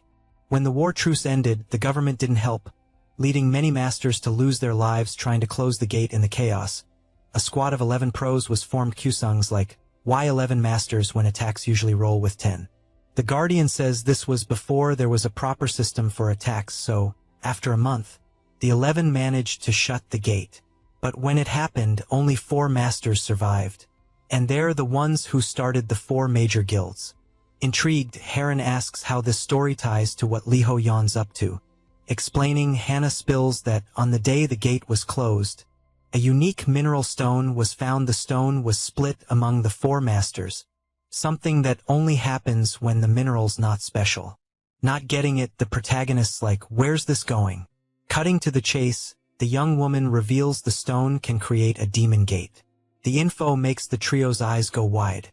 The Guardian says the leader of the Aqua Guild's trying to collect and merge the mineral pieces. Silence takes over until she remembers something. Turning around, the girl asks if there's anything Kyusung wants as a thank you for what he did. A bit awkwardly, the protagonist asks if she could hook him up with a training field. But Hannah says the training field's been taken over by the Aqua Guild. Wondering if a model training field would do. Excitedly, our boy's like, he'll take anything. Confused, the mage asks if he's really trying to train. The protagonist confirms and thanks the Guardian for the help. While thinking how silly he is for asking at such a tricky time, Yuri asks what the young woman plans to do now that the Aiden Guild's toast determined. She says her plan is to team up with the remaining masters to take on Lee Ho-yeon. Huron says that's not going to be a walk-in. The park agreeing, Hannah says it might be mission impossible, and even though she doesn't want to push them, shed love to humbly ask for their help. Seeing the girl bowing, the protagonist stands up. Meanwhile, the tanker tells her to chill, they were going to help her anyway. Concerned, the Guardian asks if the trio's sure, since ITLL put them in a lot of people's crosshairs. Smiling, the mage is like, our squad's more than ready. Hannah can't hold back her tears and starts crying while thanking them, thinking, Kyu-sung wonders who the heck that old man was earlier. The next day, during a match, the Kangmoon team totally flexes on the B team of the Ikkyu Guild, showing off some serious power moves. The commentators yelling about how their strategy is next level, all about close combat and team vibes. Our boys getting mad props for leading his team to their 6th win, and everyone's buzzing. After the battle, in the locker room, the squad's hyped, chatting about how sweet victory tastes. Switching gears, Hike's all, dude, why aren't you hitting the showers? He's like, got plans tonight, gotta bounce early. Grinning, the dude's like, join us for the victory party. But Kyu-sung's like, nah, the drinks can wait till next time. Kaisa's like, bro, stop being a clown. He's got no time for that shouting. The young man's like, my bad, laughing. The protagonist waves goodbye and pieces out.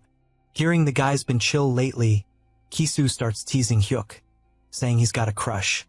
Myung shows up but stays quiet. We zoom over to the Aqua Guild HQ, where Lee Ho-yun's strutting down to a secret lab. She stops by the scientist, checking out these floating crystals in a tank. The dude's like, this mineral's breathing, but it's unstable without the Red Bull Guild's piece. The young woman's silent, remembering the redhead's last words about the mineral being impossible to find. Kyu-sung's back in action, battling robot enemies in VR, pulling off epic moves. He's crushing it until Hyrin and Hannah roll in. The protagonist's like, sorry for wrecking the bots, but the Guardian's chill, saying there's plenty more. Impressed, she's like, your speed's insane, not your average rank master. Awkwardly, our boy's like, nah, Eve got a long way to go. Confused, the young woman's like, who you talking about? But he dodges, joining the convo. The mage is like, spill it, your goal's to be Regiwood, right? Sweating, the protagonist's like, yeah. Kinda embarrassing out of nowhere, Hannah's like, you'll never be Reggie. Kyu-sung's speechless, trying to keep it cool, asking what she means, but it's Cricket's impatient. The redhead's like, Guardian, that's harsh. She stays quiet, then sighs, apologizing if she offended him. But he's gotta know, Regiwood's a different beast, all about energy with a second awakening. Shocked, the mage is like, is that for real? The Guardian's like, yep, as far as I know, with his hand on his head. The protagonist's like, I'm energy-based too, repeating himself when the redhead confirms. Hannah's shook, not sure how to react. Still, she's like, prove it, and after the test, she's like, you've got mad talent. Curious, our boy's like, is being energy-based that big a deal? The Guardian's like, totally. Most are mana-based, but energy-based can train infinitely. Hearing this, the duo's mind blown. Hyosung's checking himself out, feeling like the universe's coolest dude, while Hannah's thinking maybe she should have kept quiet. Ending the hype, she's like, unlike Reggie, you've got a ways to go. Thinking he's like, she's right. Catching him off guard, the Guardian's like, wanna train? Grinning, our boy's like, heck yeah, when do we start? Meanwhile, Hiren's wondering why he's so pumped. The Guardian's like, he's gotta run home. A few minutes later, Hyosung's the girls drive off. In his head, he's like, how am I supposed to run a 2-hour car ride? The next day, a young dude's all bummed out after getting a text that the raid he was hyped for got cancelled. Curious, his buddy asks if it's because they're solo masters or something. Out of nowhere, a bus from the Aqua Guild rolls up, and their squad starts hopping off. Annoyed, the chubby dude glares at the trio, thinking they totally swiped his raid, meaning something's gotta give. They all eyeball each other for a hot SEC, and the young dude starts sweating bullets as the Aqua Guild master suddenly seems to tower over him. Cutting to the chase, the glasses guy asks what's up. Lacking guts, the chubby dude just mumbles nothing with a cheeky grin. The other young dude says in that case he should stop blocking the path. After this face-off, the master heads home, kicking himself for being such a wimp. Thinking, he mutters that, in the end, the weak always bow to the strong.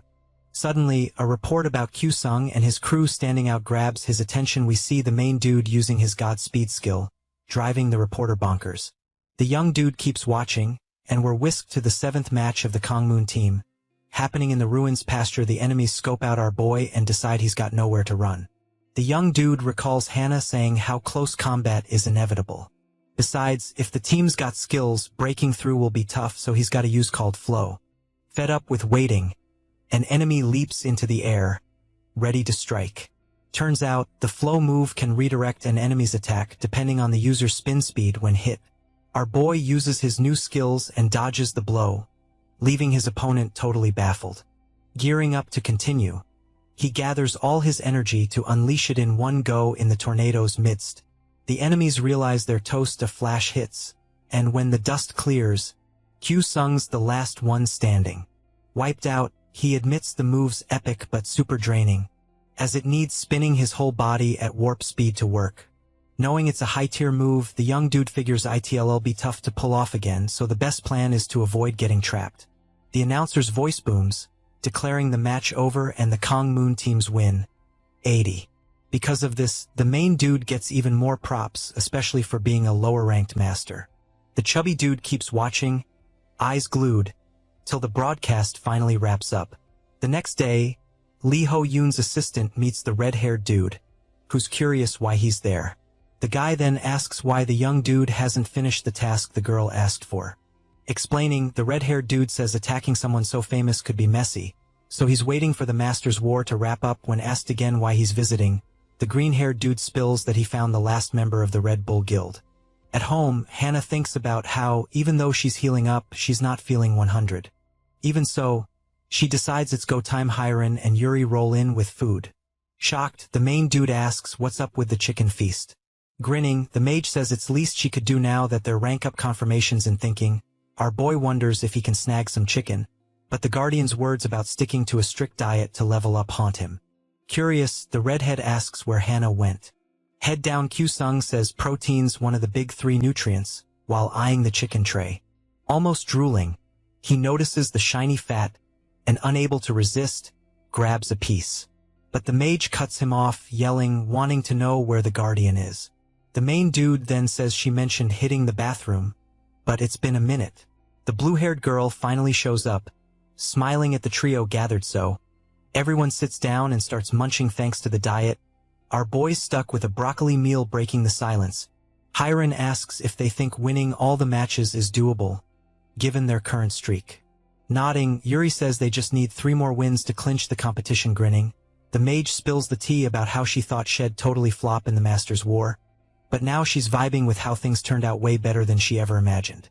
Hannah's just chilling, listening in, then hits up Q-Sung, asking if he's down for a practice match with her. The girls are all like, whoa, is that even a good idea? 'Cause there's a huge level gap between them. The Guardian's like, chill, no need to stress about the rank difference. Curious, the main dude's like, yo, are you really feeling better? She nods, saying she's got her mana back on track but will still dial down her power for the practice sesh. Once our guys in, they head to the training arena, and after a few seconds of staring each other down, he decides to make the first move. Hannah's just standing there, realizing how speedy he is, thinking this ain't your average master speed. While blocking his moves, not only is Q-Sung super fast, but he's got mad balance too. Seeing him charge again, the Guardian's like, let's see how he handles it if his balance gets wrecked. Our dude clocks that an attack's coming from below and knows he can't dodge it in time. Still, he steps back just enough to brace himself and block the hit while holding his ground. He admits the pressure's intense and, after getting disarmed and tossed back, wonders if that's what a high-level master's strength feels like. Hannah steps up, offering a hand, and gives him props for a solid effort. Grinning, Q-Sung compliments her too. After helping him up, the Guardian's impressed with his progress. A bit shy, our guy admits he's still got a long way to go. Then they start chatting about the moves they pulled off. Hiren and Yuri are watching from the sidelines, and the mage notes their friend seems pretty stoked lately, thinking how in movies, when this happens, something always pops up to ruin the main character's fun. The next day, the main dude's gearing up for another match when suddenly, there's a knock on the door. After getting the go-ahead, Hannah walks in and asks how he's doing. Smiling, our guy says he's good, feeling lighter every day. The Guardian reminds him that even if he levels up in the Master War, he'll still get weak if he skips training. Q-Sung thanks her for all her help, and she says compared to saving his life, what she's doing is no biggie. Switching topics, the Guardian chats about the day's match and, hearing it's his 8th battle, says he won't be long. Leveling up and watching him brings back memories of her own Master War days. Shocked, the main dude asks how she did. Hannah shares she was just 17 when it all went down, a newbie master. Even with all her slip-ups, her leader helped her push through. Curious, our guy asks who the leader was. Without spilling the beans, she says it's been ages since she last talked to her ex-leader. Confused, Kyusung asks what she slipped into his bag, but she just says it's something to a horn blares, signaling it's go time. The Guardian calls out to the main dude and, smiling, says she's sure his team will crush it. We're whisked to the 8th match spot, where our guy's soaring through the air with Yuri boosting him higher using her shield. The main dude charges full throttle at the enemies. To keep everyone safe, the mage summons Yorimitsu no Kabuto. A massive impact hits, but our guy realizes his attack still isn't cutting it. So, he steps back to think about how the enemy tanks are defending like pros, perfectly syncing their mana. Plus, there's an annoying attacker in the mix. Puzzled, Kyusung wonders how to tackle that. Meanwhile, at the Akia Guild HQ, security's doing their usual rounds, when suddenly, one of them gets his neck snapped by Hana, who nabs the access card and sneaks into a file room. Scanning the massive shelves, she grabs a folder labeled First Impact, and after skimming through it, gets super mad, finding out what Lihuyu's been up to. To top it off, the baddies quickly close in on her spot and launch an attack. Trying to stop her with one swift move, the Guardian throws the trio off their game. When the dust settles, one dude realizes the girl has vanished and, super mad, says the intruder's crazy fast out on the street. Hana's just blending in, thinking how things will get messy if the Akia Guild's boss gets her way, 'cause her plan would make Korea the world's enemy. Lost in her thoughts, the Guardian doesn't even notice she's being watched back at the battle spot. With Yuri beside him, the main guy says the 3 baddies are defending like they're one. The girl mentions that this defense is tricky, 'cause physical hits do nada.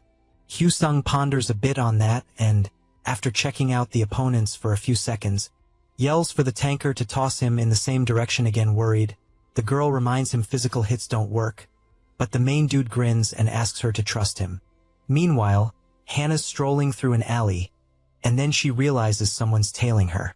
The green-haired dude shows up, getting closer, until, surprised, the Guardian pops out and says it's been ages since they last met. Turns out, the guy's her old leader and he used to be a guardian of the Red Bull Guild too. Cutting to the chase, Shin Dong-hoon says if she hands over the stone, she can bounce, but, surprise again, the Guardian attacks, yelling that traitors don't get to talk.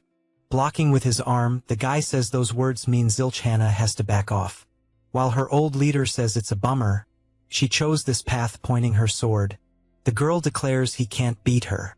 Annoyed, the green-haired dude says she's gotten super cocky, and then charges at her using her speed. Kyusung's buddy leaps off the buildings and, aiming at the enemy, dives down with all her might. Shouting, she accuses Shin of killing everyone. Boom, a huge explosion, followed by a bright flash. When the dust settles, the guy's still kicking confident.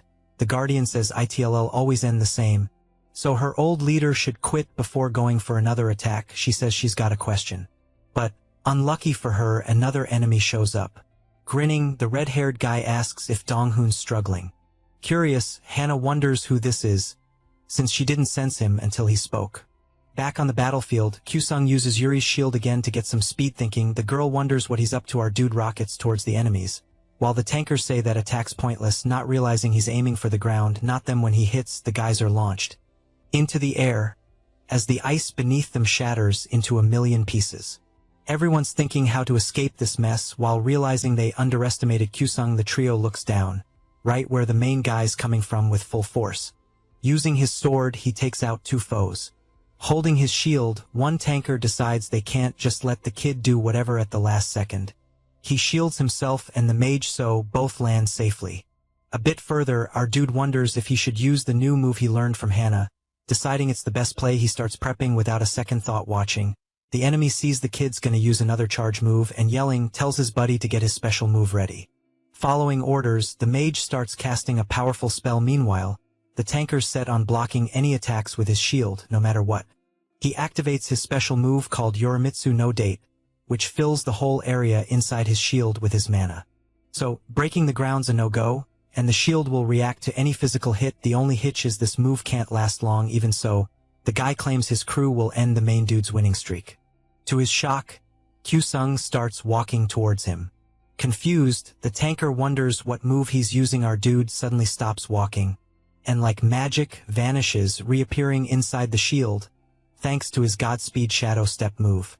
The two enemies are baffled how that's even possible until suddenly the shield's busted and they're taken out alone. The main guy thinks about how epic the move he learned is. Realizing he should thank Hana more often, Yuri strolls over, thinking the young dude's leveling up faster than anyone in the war, all thanks to the Guardian. She's a bit jelly, not gonna lie. The announcer's voice booms, declaring Kangmoon's team crushed it, winning 70. We zoom over to Hana's hangout spot, covered in strawberry juice, the red-haired dude's all. Now that it's done, I'm outta here. Shin's like, is it cool to just bounce like that? With a cheeky grin, the other guy's all, that's just how I roll. Meanwhile, in Kangmoon's locker room, Hyuk's waving a beer bottle, inviting the main dude to join. But he's like, sorry, got a promise to keep.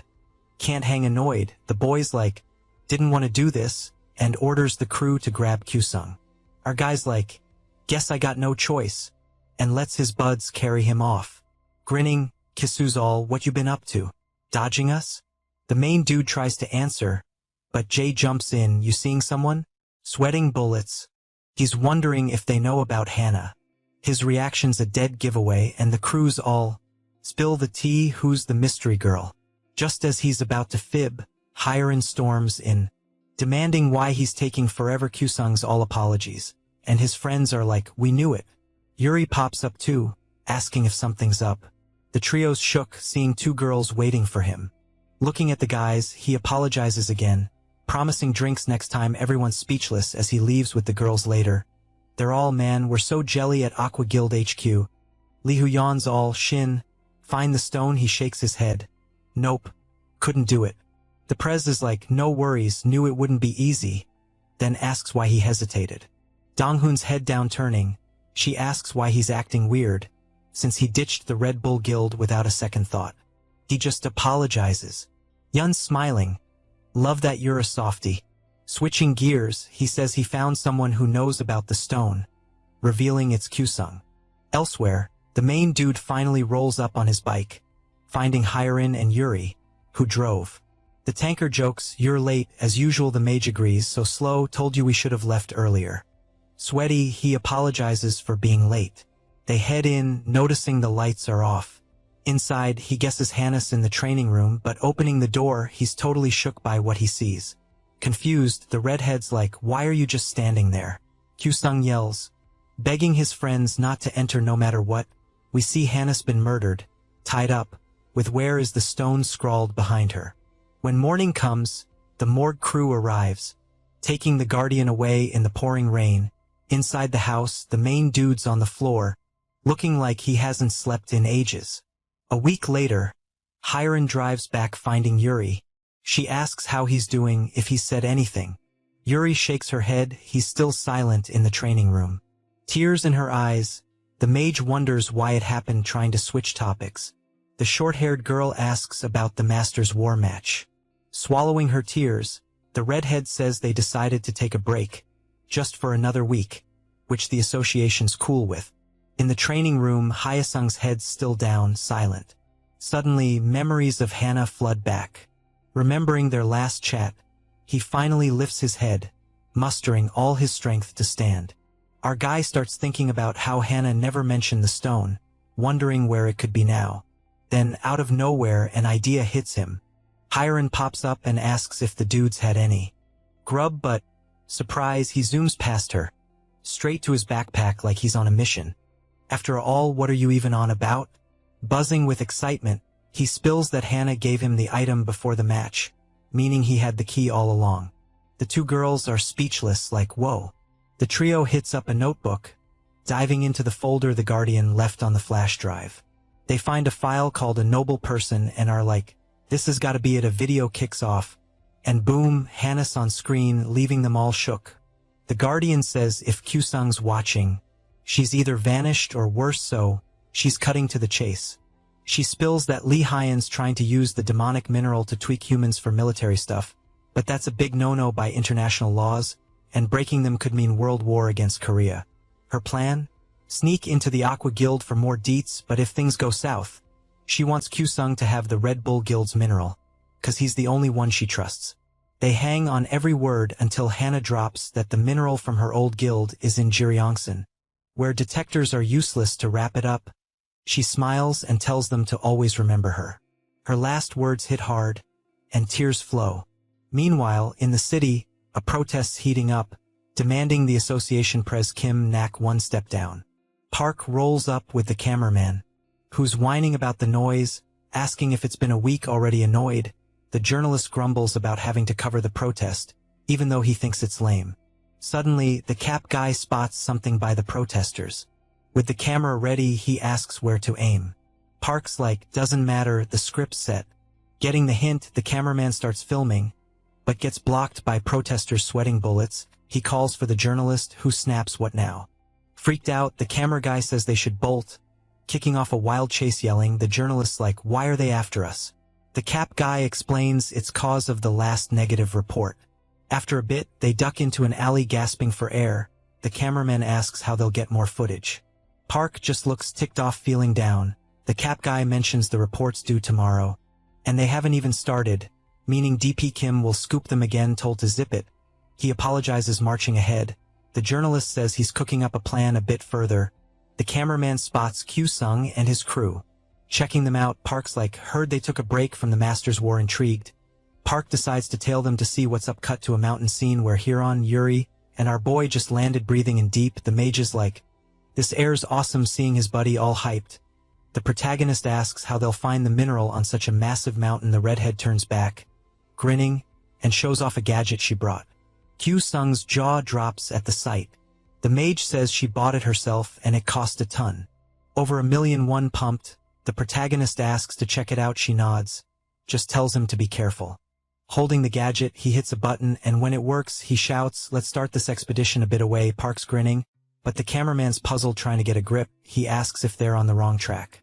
Park's like, nah, you're not on my level yet, and tells him to get ready to film. They follow the Gangmoon team. Clueless, they're being tailed too. After a while, Huron's not feeling the nature vibes anymore. Irritated, she asks if Ksung's using the gadget right. He nods, but the signal's all wonky. The young woman says she's beat Yuri, suggests they split up to find the mineral quicker. The protagonist agrees and says they should meet back here in 30 minutes. Hidden behind a bush, the cameraman asks who they should tail. Grinning, Park says the smart move is definitely the young dude.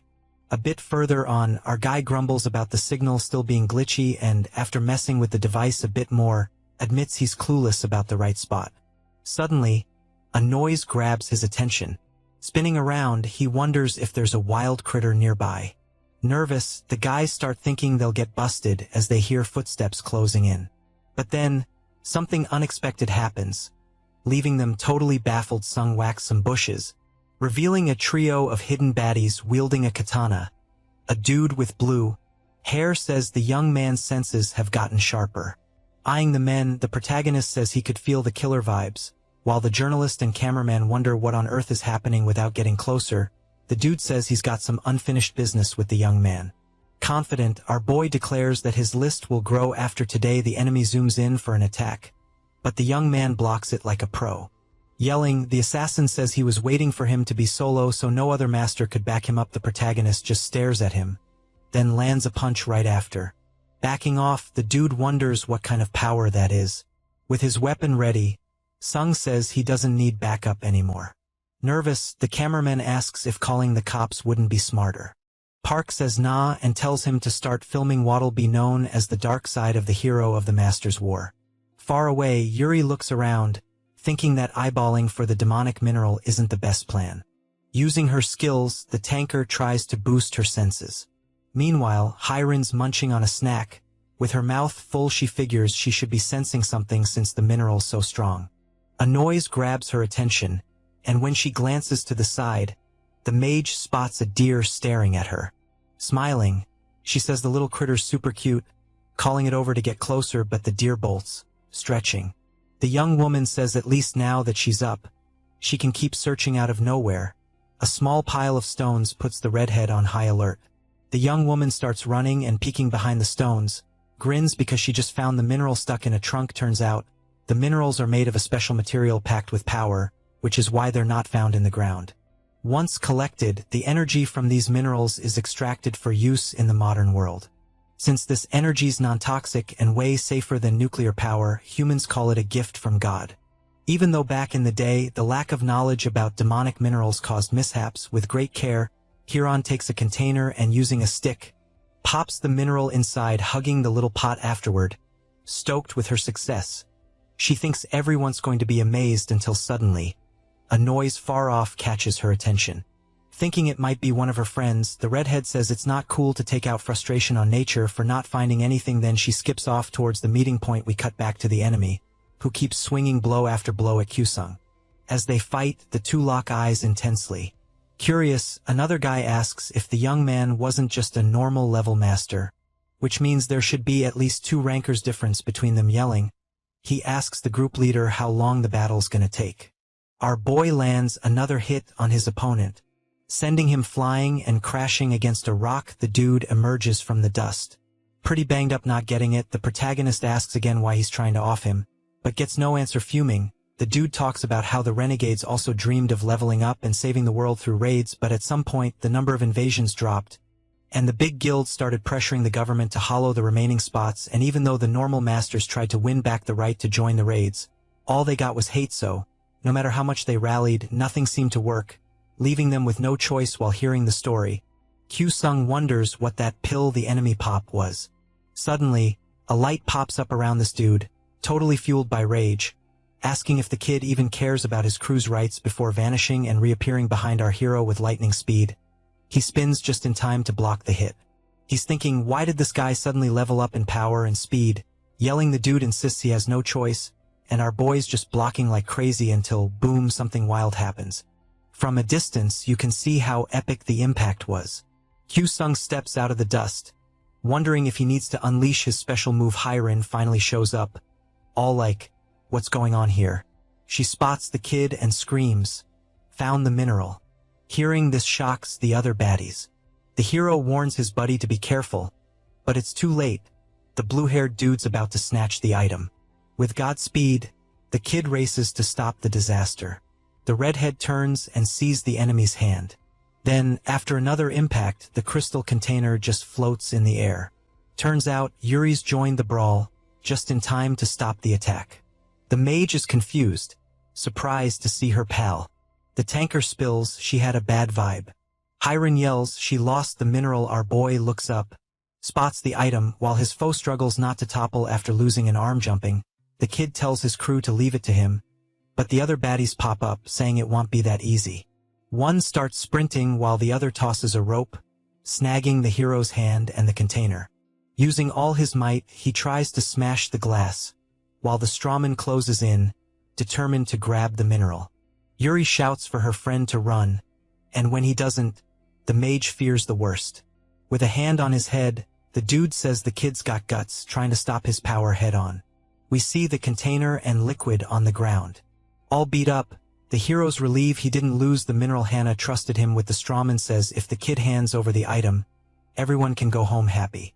Grinning, Kyusung says that's exactly what he wanted to hear, then yells for the tanker to grab the mineral. The girl shouts back, saying she got the plan. The hero gets ready to throw, but nothing happens. Confused, he tries to figure out why, realizing the stone's stuck to his hand.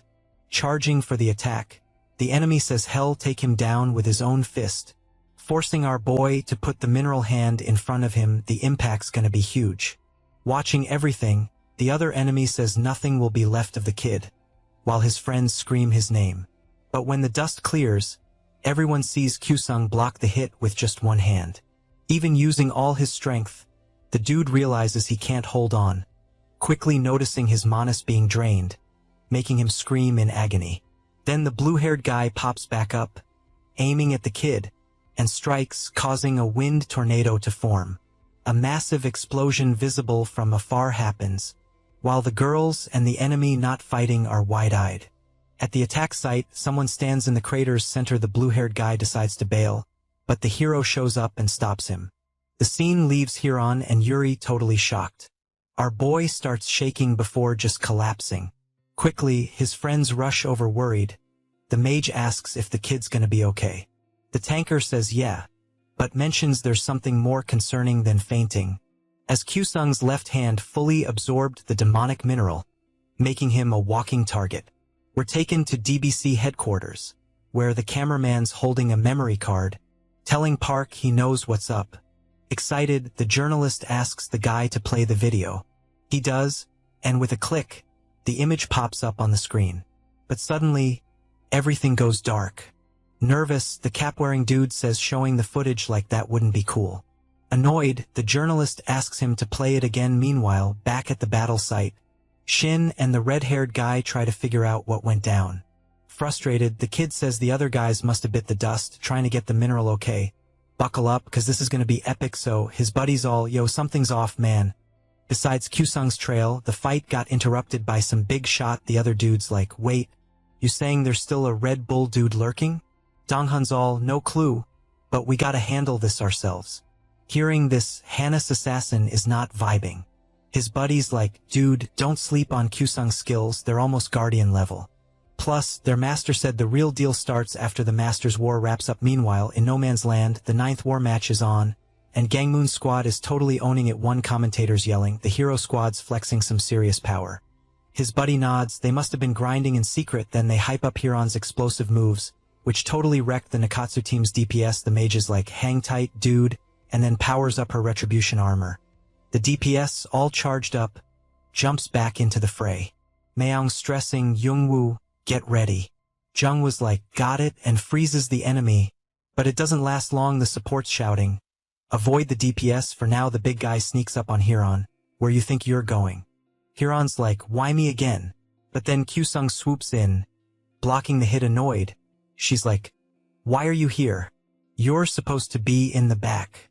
Yuri pops up, couldn't stop him. The redhead's like, you should have tried harder. He's still hurt. The tanker disagrees, better than him just chilling. The hero's going all out to beat his foe. And the squad's like, time to wrap this up.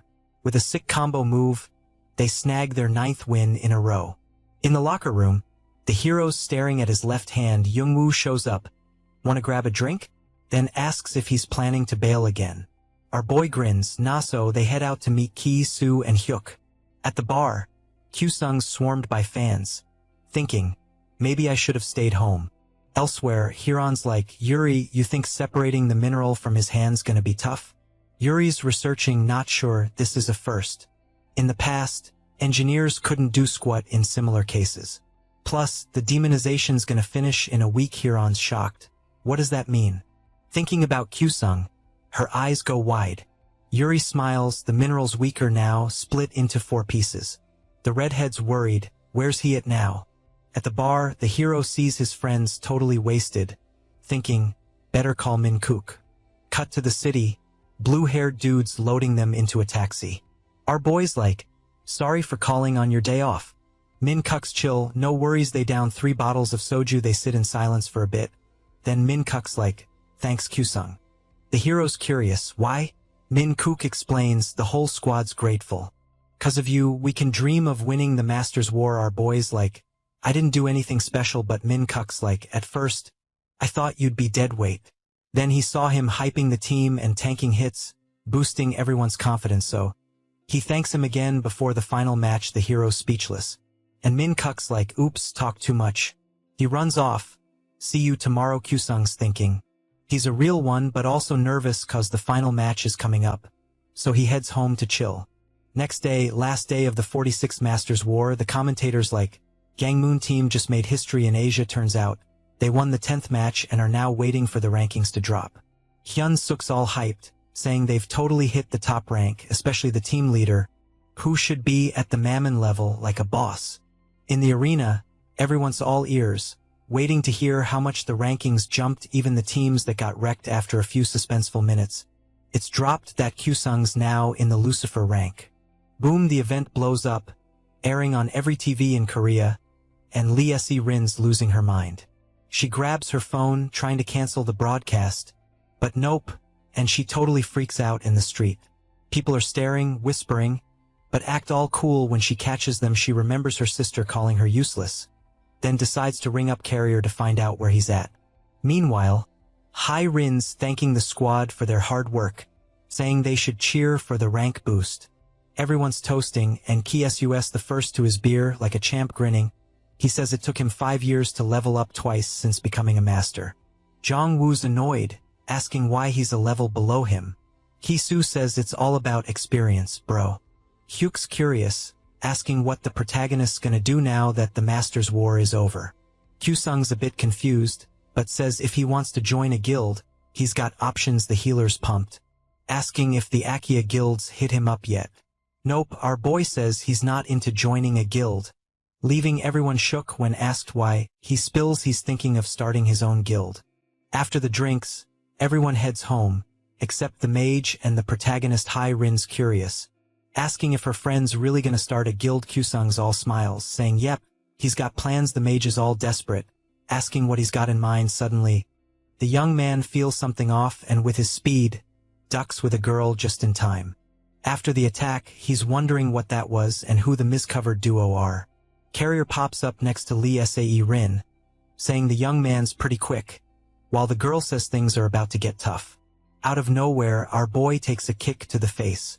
Hai-rin's furious and ready to strike with her flaming fist, but the red-haired guy absorbs it, grabbing her neck. Yoon's sister steps up, hoping the protagonist answers her question fast, saying she and her partner are searching for something. Carrier's impatient, suggesting they off the duo, but Sae-rin notices Kyu-sung's body smoking. Using his shadow-walking skill, the protagonist's ready to save his friend. The red-haired guy grins before getting hit squarely. Our boy's raging, aiming at the enemy, but Shin stops him with one blow, putting him down. Looking down, the man's all, nice to meet you, kid. Yoon's sister's boyfriend steps up, saying he can handle it solo, noticing the young man's merged with the demonic stone, meaning they gotta take him to the lab. Carrier's annoyed, asking if they should take the mage too. The trio's clueless that Minkook's watching everything. At the Equal Guild HQ, Lee Hoyan asks if the scientists can separate the mineral.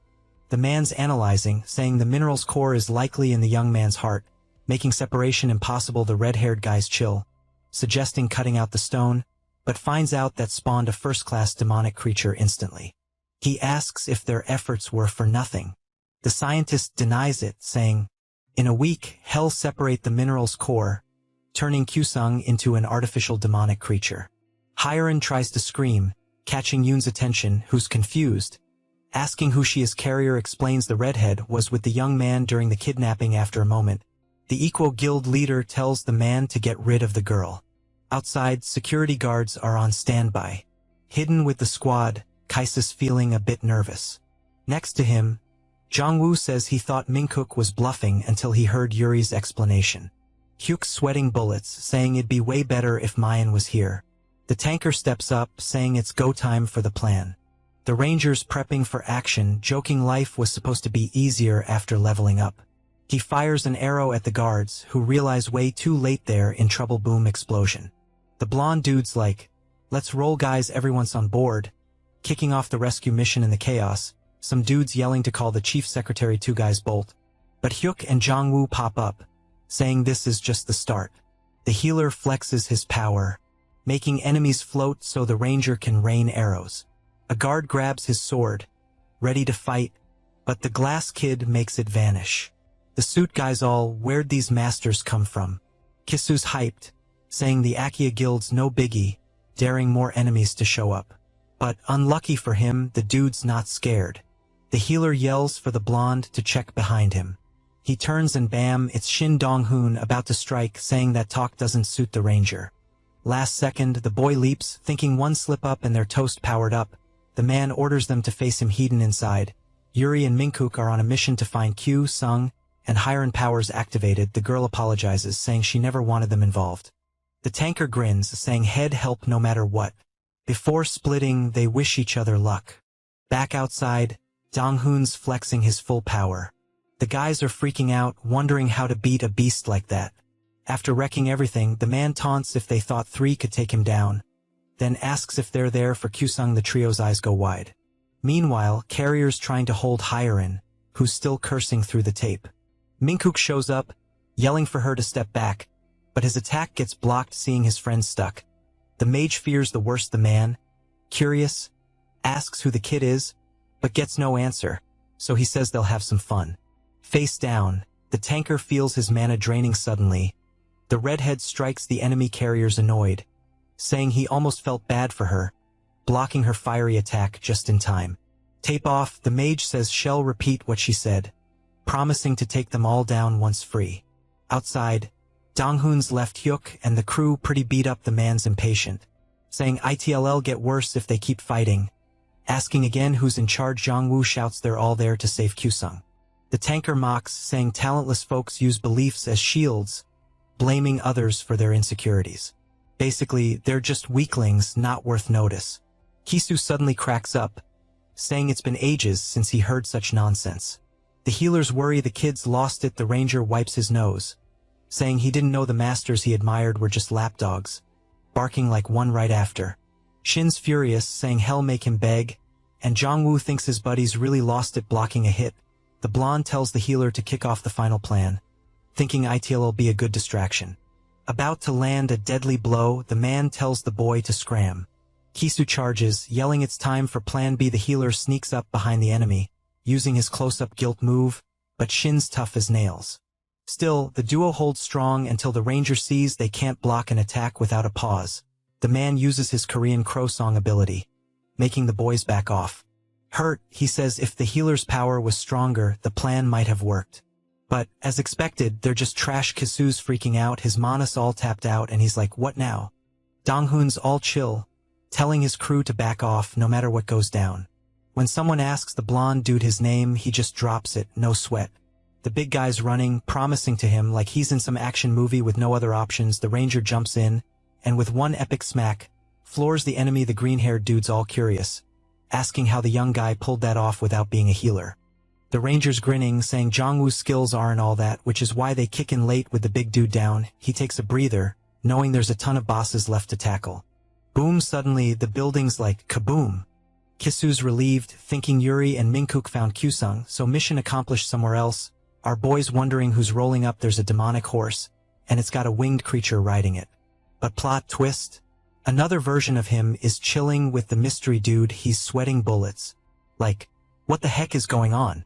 Out of nowhere, his clone turns its head, eyes shut, and he's totally freaked back in reality. The main guy wakes up with black eyes, thrashing like a wild thing. The scientist's grinning, saying he didn't think his drugs would cause such a wild ride, calling the energy-based master a biological wonder. He's thinking if this keeps up, they'll wrap things up faster.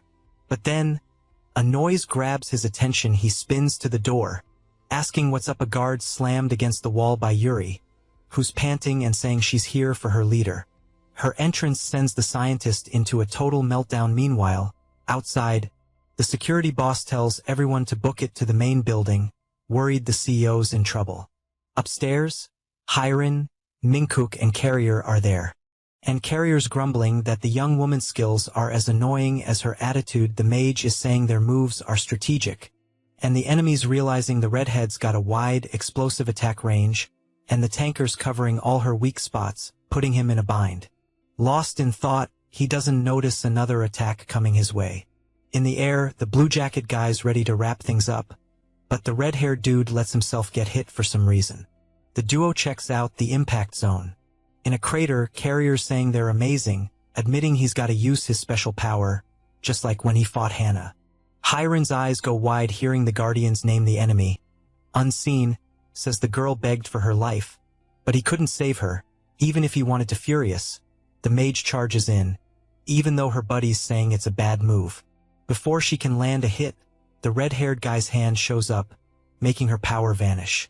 Fully transformed, the enemy says special powers like hers can mutate. What threw off many masters was not knowing they were up against a natural mage enemy, able to absorb mana. Quickly, the redhead realizes she's in danger, but Minkuk swoops in just in time to save the day. The mage is yelling thanks, but Carrier's saying his plan all along was to lure the tanker with his shield. He lands a bunch of deadly hits, leaving Hyren in a panic. After tossing the young guy aside, the red-haired dude's like, now it's just us in the lab. Yuri's smashing all the machines, yelling at her friend to wake up. The scientist, all beat up, says it's useless. The young guy's in a deep sleep. Annoyed, the tanker smacks the scientist and tells him to zip it. Then she grabs Kyusung, ready to bounce, thinking she's wasted enough time. But Lise Rin shows up, smirking, saying she can't leave the same way she came in, so it'd be smarter to put the guy back on the stretcher and leave quietly. The tanker knows she can't fight and carry the main guy, so she decides to make a run for it. But then, bam, 2 more baddies show up. Yun's all annoyed, saying the girl's making her feel super grossed out back on the upper floor. The mage and the red-haired dude are going at it. Hiren whips out her serious spear. But nada happens. She's all, wait, is this dude a melee fighter or a tank? Carrier's grinning, saying she'll run out of mana if she keeps it up, like he's got a mana radar or something. Then, bam, he uses some mage moves and she's got to jump to dodge. He's bragging, saying he's got a 730 record against mages, like he's the LeBron of magic fights. Hearing that, the redhead's fuming, but her mana's on E, so no big moves for her, so she's got to try out this new trick she picked up. She powers up, ready to unleash the supreme light of Indra. The dude sneaks up behind her, asking how she plans to catch anyone with her slow-mo spells. Hiren takes a hit, but stands her ground. The enemy's shocked, saying her persistence is wild, then realizes he's right where she wants him, hoping her move works. The redhead's like, let's see how tough you are. Boom, explosions everywhere. But when the dust clears, the fight's still on. Carrier's all beat up, but stays quiet. The redhead's like, wait, were you hiding more tricks? Turns out, he fainted standing up, so she rushes to check on Min Cook back at the lab. Lise Rin's watching Yuri, who's balancing like a pro, even with someone in tow, but she's bored, so she ties Yuri's legs to wrap things up. The tankers, shocked, her feet are glued to the ground. The 2 strong dudes see their chance, but Yuri blocks both hits with her special move. She figures she's got to drop Q-Sung for a sec to speed things up. The guys attack again, but Yuri pops her shield of confidence just in time. Knowing she's on the clock, she plans to KO them with 1 hit. She's zooming, showing she's got speed too. The strong guy yells when he gets hit. Charging forward, the friend goes for Lise Rin, who's wide-eyed, not expecting that. She uses a barrier to dodge the attack. The tanker's shield shatters, and she bolts with Q-Sung, making the redhead realize escaping was the plan all along. The short-haired master heads for the door, but something blocks the way. Yun throws her spear, apologizing for the late intro and her crew's rough welcome. Standing on the experiment tanks remain. She says she's the Akia Guild CEO, knowing what Yun can do. Yuri's like, oh, the president bows, asking for another shot to restore her crew's rep, while the tanker's thinking. They hear their names called, and Cinda and Ulu are like, yo. Facing the guys, the enemy says a guild's guardian shouldn't lose. The duo silent, putting Lise Rin on edge. Seeing the guards pop pills, she's like, sis, are you trying to off them? The tanker realizes it's the same pill the renegade used. In seconds, a light wraps around the guys, and now they've got yellow eyes. Yun spills her plan, saying they'll target the short-haired girl, since they've got an hour before their toast. Yuri's cornered by the baddies, who attack without a second thought.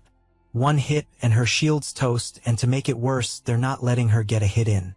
Another hit sends the tanker flying one way, Q-Sung the other, backing up. She's worried about the boy, but she's got to focus on Ulu, who's right in her face. Quickly, she realizes blocking without her shield is risky. Lucky for her, Min Cook swoops in to save the day.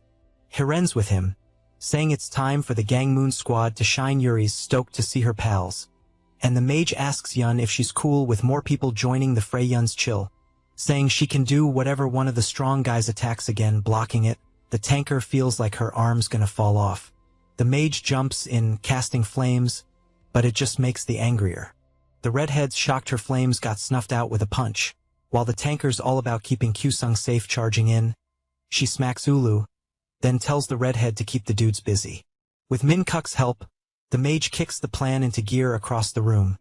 Siren wishes her honor was still intact. If only the main dude hadn't shown up. Powering up, she's all set for payback. She claims even if our boy wakes up, he won't have the strength to lift a spoon. Yuri's sprinting to stop the redhead from hitting her buddy, but Yun pops up, blocking the path. Grinning, she says ditching the battlefield's a no-go. Siren lands a hit on Q-Sung, but suddenly, she's in major pain. Turns out, the main dude's sucking up her power, which ticks off the Akia Guild's praise. Rushing in, she stops her sis from hitting the floor, while the tanker notices the boys acting kinda weird on the battlefield. Hiren and Min Cook are going all out. Yelling, the mage checks if her buddy's done. Ulu and Cinder target the young dude, making his shield fly off. Seeing the attack coming, he thinks it's game over. But lucky him, a hand stops the big guy's weapon. It's the main dude, super stoked to be awake. Looking at the girls, he apologizes for the mess he caused, then thanks his pals big time. Yun, though, isn't thrilled the guy's up and about. Thanks to the pill, Cinder's power goes boom, but the main dude's not even fazed. Using two powers together, he leaps into the air, delivering a killer blow right after. Everyone's dropped Q-Sung's ready for round 2, while the Aka Guild's Prez watches quietly. Yelling, Ulu decides it's go time. Worried, Yuri tells her buddy to watch out. Charging, the big guy's about to sneak attack, but before he can, the white-haired girl takes him down, leaving our boy kinda shocked. Grinning, Yun admits the pill idea flopped. Thinking, the main dude wonders what she's scheming. Out of nowhere, the young girl attacks, making the boy use his speed to dodge. Curious, the Prez asks what he thinks of her power.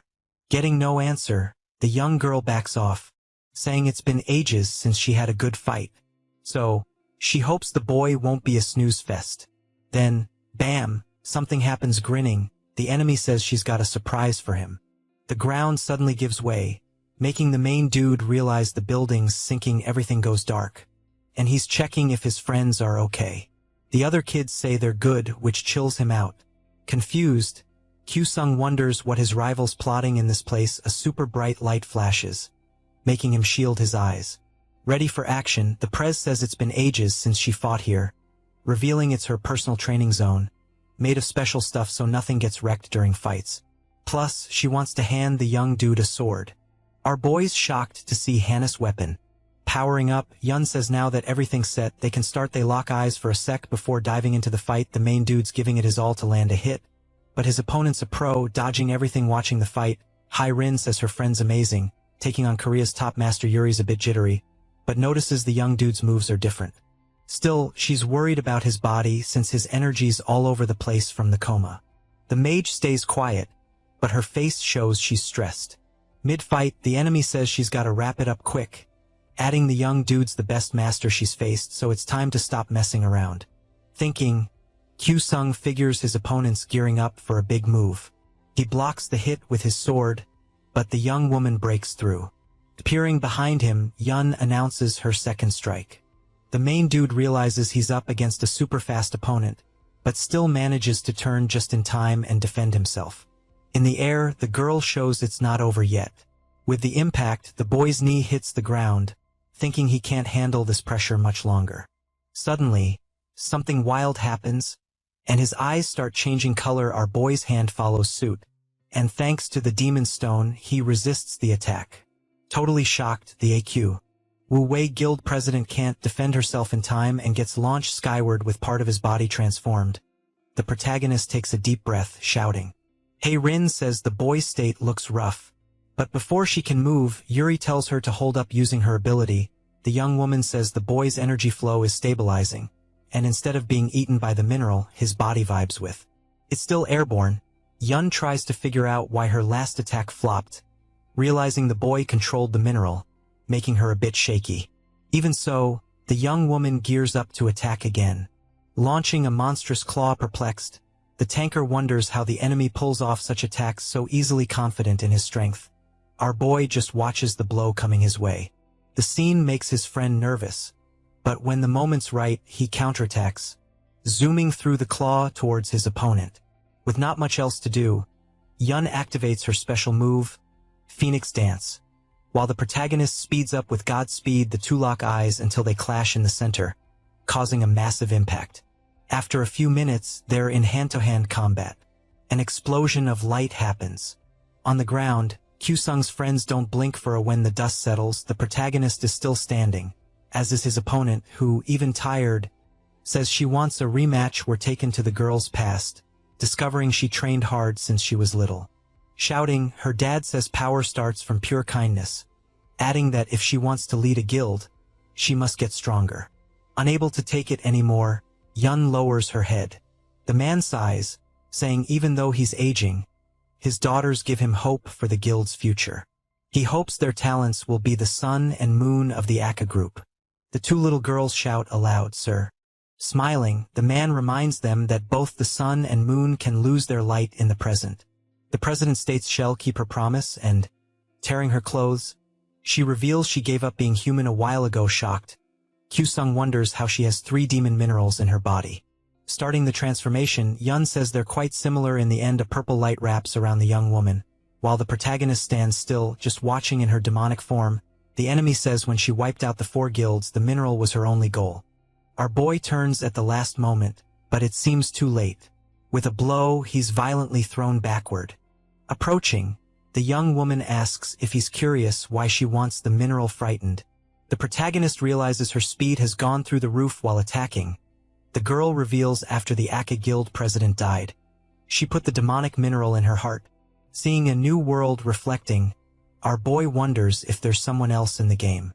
Yun says a mysterious being knew the mineral's power and asked her to gather them to create a new world. She delivers a deadly blow, but Kyusung blocks it with one hand, shouting. He claims she's just a foolish assassin using the minerals for power. Hearing this makes the enemy smile. Then, she reveals she knows what Hannah told him and claims the Guardian's words are fiction. Furious, the protagonist orders her to stop lying, as his ally died, exposing her evil plans unbothered. Yun says the girl lied, consumed by hatred. The boy prepares to attack but gets hit by the creatures. Then, she throws him backward after hitting the wall and falling. The protagonist shows he can still fight, even injured the enemy, then says if she's wrong, she'll give up the mineral. Intrigued, our boy asks how she plans to prove she's telling the truth. Confused, the young woman insists she already did. Disagreeing, Kyusung argues she hasn't proven anything she mentioned. Yun then claims he also saw the start of a new world when he was totally synced with the mineral. Astonished, the protagonist realizes the place he thought was a dream is actually real. Grinning, his rival says the mineral is a key to that place, so she wants him to hand over the stone. Using his new skills, the young man manages to fend off the attack. The problem is, the creature's not ready to quit. Heron jumps in, launching a fireball. Irritated, the enemy turns to block the attack, realizing too late that Minkuk and Yuri had moved in. Still, she taunts that the two are trying hard to get themselves knocked out. The tanker plans the shield in front of him when he gets the signal from his buddy. Then, the short-haired girl throws a punch at the shield, showing the plan is to attack with sound. Yun freaks out and unleashes all her power. Now, it's time for the mage to use her special move. A tornado of blue flames wraps around the enemy, who starts screaming in pain. Relieved, the redhead says the plan worked. Agreeing, our boy asks how they came up with it. Yuri says since landing a physical hit was impossible, she decided to take a gamble. The squad watches the dust settle. When it does, the mage declares that finally, the girl has collapsed. However, the 2 tankers start shaking out of nowhere. Frightened, Min Cook says the fight's not over yet, while the short-haired girl says Yun's mana is going through the roof. We see the president has morphed into a bizarre creature and is ready for round 2. Shouting, the tanker warns everyone to stay alert. The demon raises its hand to charge and attack, firing with everything afterward in the air. The protagonist is scared to see the building start to crumble, with just one hit. Flashback to the past. Little Yun found her dad dead after a battle. That day, she stopped believing in his words. Now, in her new form, the young woman blindly trusts the sun will never lose its light again. Instead, in her vision, it'll shine even brighter. Shouting, our boy warns the creature is targeting only Hiren. Trying to protect herself, the mage thinks about how her moves are slow due to low mana. Kyusung decides to team up with Yuri. The two leap into the air, and once again he uses the tanker's shield as a step. Thinking this is the best time to strike, the boy delivers a killer blow. But to everyone's surprise, the creature dodges, even being massive. Running, Yun charges at the redhead. She braces for the worst, as in that state, dodging is a no-go due to the impact. An explosion of light happens. Worried, the mage's friends realize they won't make it in time. But luckily for Hiren, Minkuk blocks the attack with his shield. Grinning, the young man says he couldn't be late this time. Then he starts shouting, and his behavior confuses the creature, as well as his allies. Suddenly, the enemy gets tired of waiting and tosses the young man away using her tail. Activating his power again, Kyusung declares they need to stop the demon, no matter what. Yun charges again, showing how strong her body is. Frightened, the mage wonders if this is the end. Shouting, the protagonist tries to keep up with his rival. Suddenly, a super bright flash appears, and we see that this time it was Shin Dong-hoon who saved the redhead from doom. The man stares at the protagonist while he tries to figure out what's going on. Resisting, man states he had his reasons for leaving Red Bull and choosing Lee, who, thinking the young woman would make something possible. Then, He asks our boy to hit the mineral on the president's chest with all his speed, since if everything goes wrong, the creature will be exposed to the world. Additionally, Shin asks the young man to tell his friends outside they were awesome and, before wrapping up his speech, he says he'll beg for Hannah's forgiveness. His clothes tear from the excessive effort after setting up a barrier. The man gives the signal to the protagonist. To help his buddy, Yuri decides to use all the mana he has left. Kyusung does the same and rockets towards the target. Using super god speed plus spiral stab, Yi realizes the danger little too late, clinging to the creature's leg. Dong-hoon says it's time for them to go home. The protagonist is inches from the monster until, suddenly, an explosion happens. Elsewhere, the president's all chill about her end but says no thanks to the main dude even if the minerals are won. She's not the boss of them. Curious, the young dude asks where the beginning of the world she mentioned is. The president spills that the place has the master's mysterious power and the creature's secret destructive forces. Totally confused, the main guy asks who this mysterious dude is, finding out it's the girl's teacher, who also took out his dad. Iku Shoei, hearing that name, leaves Kyusung totally shook. Yun says the dude will keep chasing the mineral, since he's been doing that since he lost on purpose to Reggie. The girl starts cracking up, but before she bounces, she asks the boy to protect Essie Rin from Iku Shoei. Our dude's left solo in that big empty space, trying to process all the tea he just got. Then, the whole squad's watching the Aqua Guild HQ go down. Hiren's feeling kinda weird, while Yuri wonders if another big bad will pop up. Jong-woo asks what the main dude's gonna do with the mineral, while the blonde guy says selling it is the best play. Hyo tells his buds to quit joking about it. Our dude, then the battle showed him how the demon gates hit Earth. And even if the mineral might mess things up more, there's one thing they gotta sort out. Since they wanna stop the gate-caused chaos, everyone's gotta agree to one more raid, this time in the primordial world. Next day, the papers are buzzing about what went down at the Aqua Guild HQ. Ju-young, at the explosion site, says the cause is still a mystery, but the Masters Association sent a special team to check it out. A dude says he heard a boom at dawn and, clueless, called 192, but surprise, no signal. The journalist asks his buddy if there's any news on the rescue peeps. Nope, the young guy says Yun and Essie Rin are still Mia, along with other guild members still. The rescue teams are hustling to find survivors. Because of this, Tae-sung Kim, the Masters Association prez, quits, saying the accident's on him. With that, VPNAK-1 Kim steps up and promises to shut down the Aqua Guild for good. Later that day, a white-haired dude says the Aqua Guild prez really bit the dust, then asks if Kyusung did. Behind him, the old guy who asked the main dude for help nods in agreement. The young guy says he wants to see our dude with his own eyes. But the old guy tells him to chill, since the priority is ditching the Aqua Guild, and Kyusung's the most famous master in Korea. Touching him would turn the whole country against them. Then, the old guy spills he knows what happened to the mineral, making it super urgent to find the stone. Curious, the young guy asks what the old dude wants him to do without turning. The old guy says his plan is to make Kyusung face his hero. During the individual Masters War. 6 months later, a young dude with purple hair wonders why he got jumped in front of him. A creature with human teeth is ready to chomp. Running, the young dude wonders why the monster is so speedy and tough. Suddenly, he stops and thinks this is it for him. The monster charges, but Yuri stops it from munching. Annoyed, she asks how the young dude could just bail after what he did. Totally lost, the master wonders if he's really safe. The creature switches targets and goes for the tanker. Shocked, the young dude sees the girl doesn't mind getting hit head-on with her fist. The tanker lands a punch, making the enemy shut its mouth. Yelling, she tells the unknown dude to go to the other side to distract the creature. With no other option, the young dude goes for it. The monster spots him, and Yuri launches another attack that, even if it doesn't hurt the creature much, makes it super mad, saying she'll help the young dude. She tells him to hit the middle.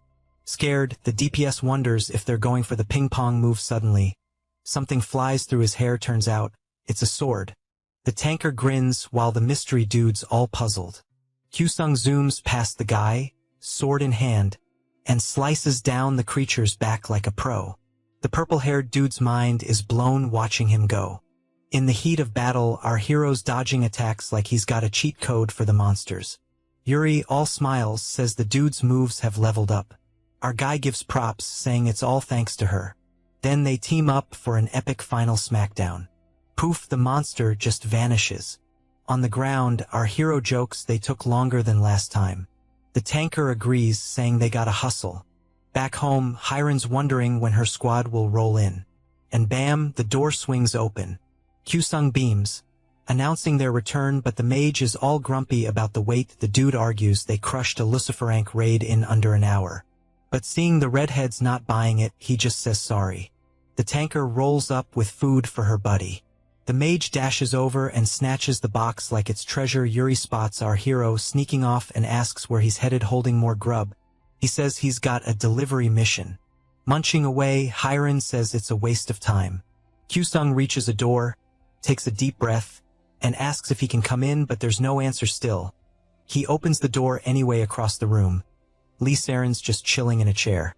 Our hero asks if she's eaten, but she stays silent. He steps closer, saying he grabbed her something on the way back with a serious face. The master asks if he's there to rub it in.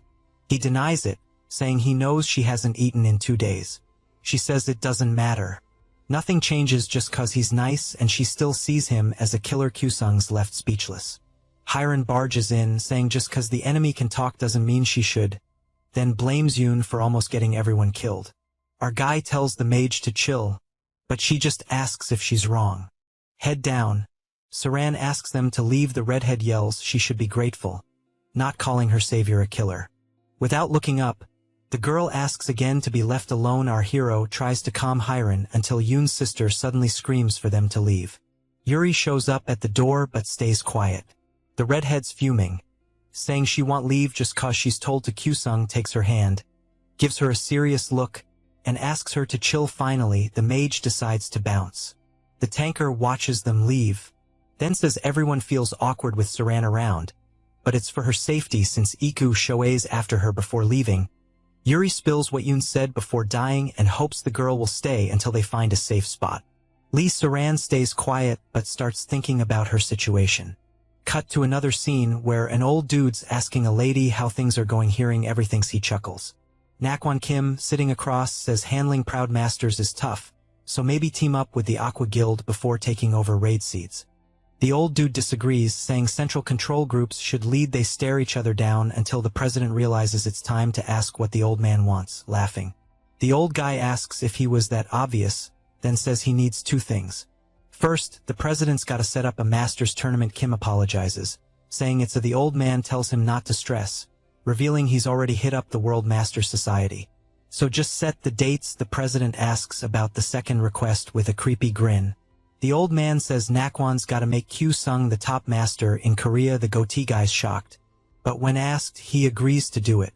Smiling, the old man says he's out, but before leaving, he turns and jokes that the guy looks better without a beard. Intrigued, the secretary's all, "Who's the old dude with the prez?" The guy spills the beans, saying he's the strongest master ever and now the big boss of the Ikkyu Guild. The woman's mind is blown, realizing she was just chilling with Ikkyu Shoei. Flashback to S.E. Rin's secret lair in her room. She's snoozing like a baby until the thought of being hunted jolts her awake in the training zone. Kyusung's replaying Lee Ho-yun's last words, "Sword up, ready to train like a boss." The redhead pops in, and he's all, "Did you pull an all-nighter?"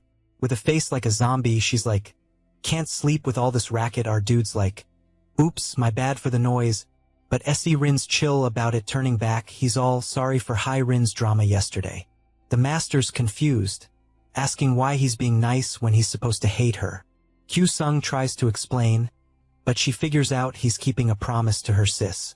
She's like, "That's not gonna fix things." Our guy's like, "I know, that's why I'm gonna stop Ikkyu Shoei." Say Rin's curious, asking how he plans to pull that off. Staring her down, he's like, "I'm gonna get the association's help." Hearing this, the redhead cracks up. She's like, "You really think the whole nation's got your back?" He's silent, and Yun's sis is like, "Even with help, you can't stop him. He's got power beyond any country." Mind blown, the protagonist's like, "How's that even possible?" As she leaves, she wishes him good luck with training. Shouting, our guy's like, "Loads of people can stop Ikkyu Shoei like Reggie we did," but S.E. Rin's like, "Dream on, dude." Meanwhile, in a Nevada military zone, 2 guards get caught in one hit. In a room, a blonde dude tells Colonel Garrison something's up at the gate. The big guy checks the cams and tells him to call the counterterrorism team. The soldier tries, but surprise, all lines are dead. Shocked, the colonel grabs the headset, figuring if the Mammon-class masters are down, the enemy's super strong. Yelling, he orders security to level 5, promising to protect the VIP outside. Garrison scoping the scene, saying not many have this kind of power. Suddenly, intruders show up. Grinning, the white-haired guy's like, my buddy did all this. Yelling, the big guy's like, this is a no-go zone, so taking out intruders is no biggie. Then, he powers up and so do his crew. Leading the charge, the young guy's like, if my friend fights, this place'll be toast, so I got this. The colonel and his crew attack, but a cube barrier blocks them. Their hits just bounce off. Annoyed, the big guy's like, oh great, a mage. The young dude clenches his fist, making 2 soldiers go boom. Seeing the colonel's confused, he's like, this space is my turf now. The other enemies watching from afar, seeing their pals are toast taunting. Garrison's like, gonna be tough fighting me with those cheap tricks. Smiling, the white-haired guy's like, you're pretty cocky. Huh? Focusing all his power, the big guy's ready to strike. His punch nails the barrier, but nothing happens, so he figures his opponent's blocking all attacks. Still with his hand up, the young guy's like, your hits are stronger than I thought, so my defense has to be top-notch. Black smoke creeps up on the big guy, who, focusing, shows his full power by smashing the barrier. A bit impressed, the mage is like, well, that was fun. They face off and the boys pump for round 2, unlike the colonel. Trying to get the upper hand, the man slams both hands on the ground. The young guy's confused until he sees something rising under his feet. Suddenly, his stone structure makes him leap into the air, and the young woman realizes staying out was pointless. Grinning, the mage is like, nice move. Determined, Garrison's like, let's see you handle air attacks. Then fires a bunch of energy spheres. Protected by a shield, the young dude's all, I'm gonna level up so this fight ain't just kiddie stuff. On the ground, he's flexing. But surprise, his opponent sneaks up behind him and traps him with another barrier. Plot twist, he's all, where'd this mage even come from? Before getting literally blown up, boom, when the dust clears, the colonel's still kicking. A bit banged up but a live tough cookie, right?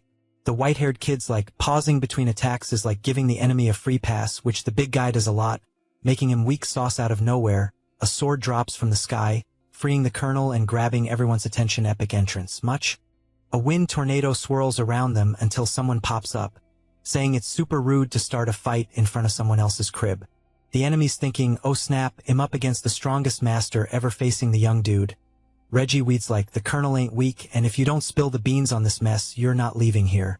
The mage notices the master isn't packing a bow, so he's thinking he might have a shot at winning. They lock eyes, but the dark-haired guy makes a move, giving a little smack and saying, better not do anything rash, dude. Feeling cornered, the enemy's like, guess my master was right, I'm not ready for this level of boss fight. So he just says, sorry for being rude. On one knee, the young dude introduces himself as Len, and his buddy's like, Hazuki. Reggie's curious about this invite, so he asks what's up. Len spills, it's an invite to the individual master's war.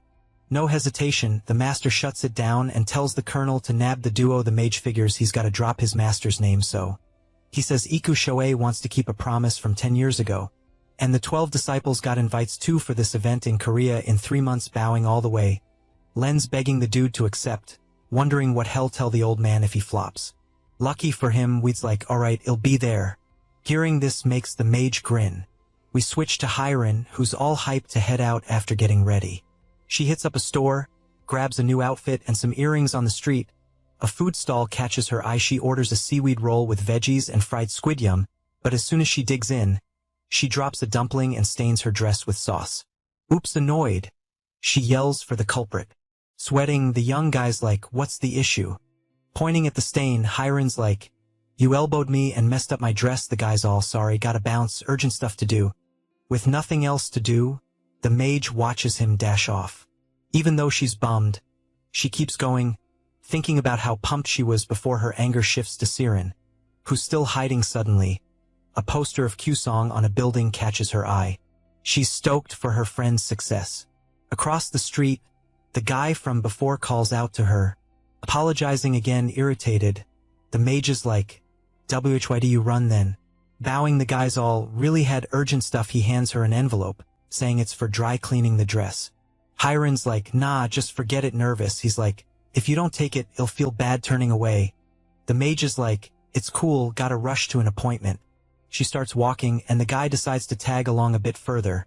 She turns and asks why he's following. Smiling, He tries to explain but fumbles his words thinking he wants her digits. Hiren's like, I don't need the cash. The guy rummages in his bag and, touching her shoulder, says he wants to invite her to the Master's War. Confused, she's like, what are you even talking about? They end up in a restaurant and the guy spills he's an assistant to the association. Asking if the mage can forgive him, she says sure but wants to know how he knew who she was. Holding up a notebook, the redhead spills the tea that all the deets about the invited masters are scribbled in there then. He starts reading out loud everything he's jotted down about the girl. When he mentions her mood, she's like, is that really necessary? And wonders what happens if she just says, nah. The redhead's jaw drops, asking how she could even think of saying no. Practically begging her to join the squad. Curious, Hiren's all, who else got the invite? But the dude's clueless even though it's all kind of sus. The redhead kicks off a round of intros grinning. The guy's like, oops, my bad for not introing earlier, and drops his name. Iku Tetsuya. The mage is shook, saying she didn't expect a Japanese dude to speak Korean so well. The redhead spills he learned from his dad. But since he's clueless about Korean addresses and has more invites to hand out, he's hoping the girl can help. Hiren's like, nope, not happening. The dude's so shocked he practically faceplants onto the table. The mage just stares as sweat drips down his face. Meanwhile, Kyusun's at home, sweating bullets after seeing his buddy with Iku. She explains she had no choice but to bring the guy there. The redhead grins, saying it's lit to meet the duo.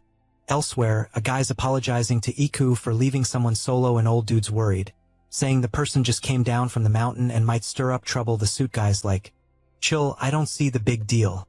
The master disagrees, saying he doesn't know the person, so he can't be sure. Turns out they're talking about Iku Tetsuya, who's been a sore loser since forever, even beating a regular master.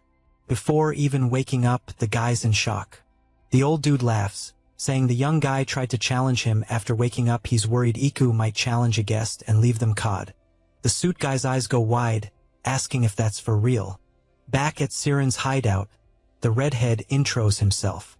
Yuri's all smiles, asking everyone to chill while she grabs some drinks. Siren heads to her room to change. A few minutes later, coffee's served. Taking a sip, the guy's hyped, saying the drink's fire. The tanker compliments his Korean. The mage stops him from retelling his language story, asking him to cut to the chase and hand over the invite. Kyusung wonders why his buddy won't cut Tetsuya some slack. The redhead's annoyed, asking if her new clothes will magically clean themselves if she does. When the guy doesn't answer, she tells the delivery dude to hurry up, yelling if he didn't hear it's go time. Calmly, the guy says they've actually arrived, since the last invite in Korea is for the master right in front of him. Yuri's curious why that is, while the main character questions if the guy's sure. He confirms, saying he'd love to meet him, hearing he's got an epic backstory. Siren's fuming, asking why the redhead didn't say from the start the last invite was for Kyusung. The guy chuckles and she's like, you won't be laughing for long. Curious, our boy asks why the tanker's not on the list. But the guy's got no clue. Noticing the girl's bummed, he says she can still sign up for the event. Once everyone gets it, he's hyped, shouting he's super stoked for the upcoming Master's War. The mage is confused, asking why the hype, since the event's every 2 years. Tetsuya spills that this time, all masters can join with no time or skill limits. He asks if it's the main character's first time. He nods, hearing the guy awaken just a year ago. The redhead's mind blown. Our boy awkwardly thanks him, but the guy whips out his notebook, reading all about Kyusung. Siren's like, why wasn't my description as cool? Ignoring her, the delivery dude's curious if the main character's ability works in a team-up. He says hell find out during the war. Grinning, the guy asks if he can challenge him to a match right there. The mage is intrigued, saying the place is too tiny for that. But the redhead's like, no worries. Leaving everyone puzzled outside, he draws 2 circles on the ground and, when asked, says it's the stadium. The redhead's all, no sport needs a doodle stadium, while Kyusung's like, what game is this? Iku explains, to win, push me out of the circle. If your back hits the ground or feet touch the line, you lose. But if the opponent gives up, you win. Curious, our boy's like, what's the dot in the middle? The redhead goes, that's HQ. If HQ's taken, you lose. Finding it fun, the protagonist asks if the mage can give the start signal. Even though she's not thrilled, Hiron agrees. Quickly, the game kicks off and, to Kyusung's surprise, his opponent's super fast. The girls are speechless while Tetsu is like, new head dodge thinking. The protagonist realizes this isn't a normal pushing game shouting. The mage is like, wasn't that too violent? But he says he just pushed our boys like, it's cool, no worries, it was just a push. The delivery guy gears up for another attack. But this time, the young man's ready after ducking. The protagonist counterattacks, but he gets hit by his opponent's hand. They start trading blows until Kyusung changes position. The two stare each other down for a few seconds before attacking at the same time, causing a bright flash. Neither moves. Both smile. Bored, Hiran's like, this isn't a fight. Ikka's surprised by the protagonist's power, while the latter's like, Ikka's amazing doing squats. The redhead suggests they get serious. The red-haired girl's like, was he bluffing? But our boy knows he wasn't, as he didn't use mana. Unlike him, who had to use energy to protect himself. Activating his power, the redhead's like, let's start seeing the guy use mana. Kyusung moves to hit the blind spot of his opponent's arm. But, surprise, the delivery guy blocks it with one hand, confused. Our boy's like, how'd he catch me? Realizing the guy showed his weak point on purpose, determined, Tetsuya's like, the fight ends here. Yuri's worried, while Hiran's like, is he trying to kill him? The redhead's hand moves toward the protagonist's face, but he jumps away just in time. Surprised, the delivery guy's like, how'd he twist his arm like that? After freeing himself, our boy delivers a double leg blow, leaving friends relieved and hyped. Seeing his opponent on the ground, he says the game was fun, thinking if he took more hits, he'd surrender. Kyusung offers a hand to help Ikku up, but he says the game's not over. His foot's still in the circle. Shocked, the protagonist's like, how'd he withstand that blow? The delivery guy looks back with a creepy smile, scaring our boy more without hesitation. Tetsuya delivers a big blow. The tanker and mage scream, stop, but he stares like he's possessed. Thinking, Yuri's like, his violent side's gonna get worse if left alone. Activating her power, she gears up to join, but the protagonist's like, don't do anything, no matter what. The tanker listens, while the red-haired girl's like, he's such an idiot. The redhead preps for another attack, power in one hand. When hit, Kyusung feels the impact, even with his guard up, knowing defeat's near if this keeps up. Determined to end it, our boy launches into the air. Yuri's like, what's he thinking? Why isn't Ikku taking HQ? The protagonist's about to headbutt, but the redhead catches him last second. Since it was all part of his plan, our boy uses Godspeed, but gets blocked again. Thinking, he realizes the guy's physique is insane. They engage in a shoulder battle until Kyusung starts getting pushed back. Suddenly, his demonic side pops up to say hi. Then a huge explosion happens. Due to the shockwave, Yuri thinks one of the dudes might have just passed out cold. The girls hang tight, waiting for the dust to chill. Hiran's all annoyed, saying the courtyard's a total disaster thanks to those two knuckleheads. Quick as a flash, the tanker notices her buddies looking kinda off. She bolts to the crater and spots the main dude with half his body looking all funky. Seeing him shaking, she wonders what on earth caused that. Figuring out that whatever it is, they're all clueless. Yelling, she tells the mage to hit up any healer or support they know. The red-haired girl, all jittery, says she's on it. Meanwhile, Tetsuya's still out like a light. Our guy's making a weird face, which freaks the tanker out even more. Seeing the scene, she realizes if they don't hustle, things are gonna get real bad, real fast. Seeing Yuri with her hand out, Hiran's like, what are you doing? Yelling, the girl says Kyusung's losing to the mineral and needs to act. Fuming, the redhead's like, why do you think offing the dude's the best plan? They lock eyes for a sec. Then, out of nowhere, a yellow light pops up, coming from Lee Saren's hand, who finally decided to step out a bit later. Kyusung wakes up and finds his two pals staring at him. Turning his head, he's shocked to see the redheads there too. The tanker asks if he's alright. Nodding, he says his shoulder's just a bit sore.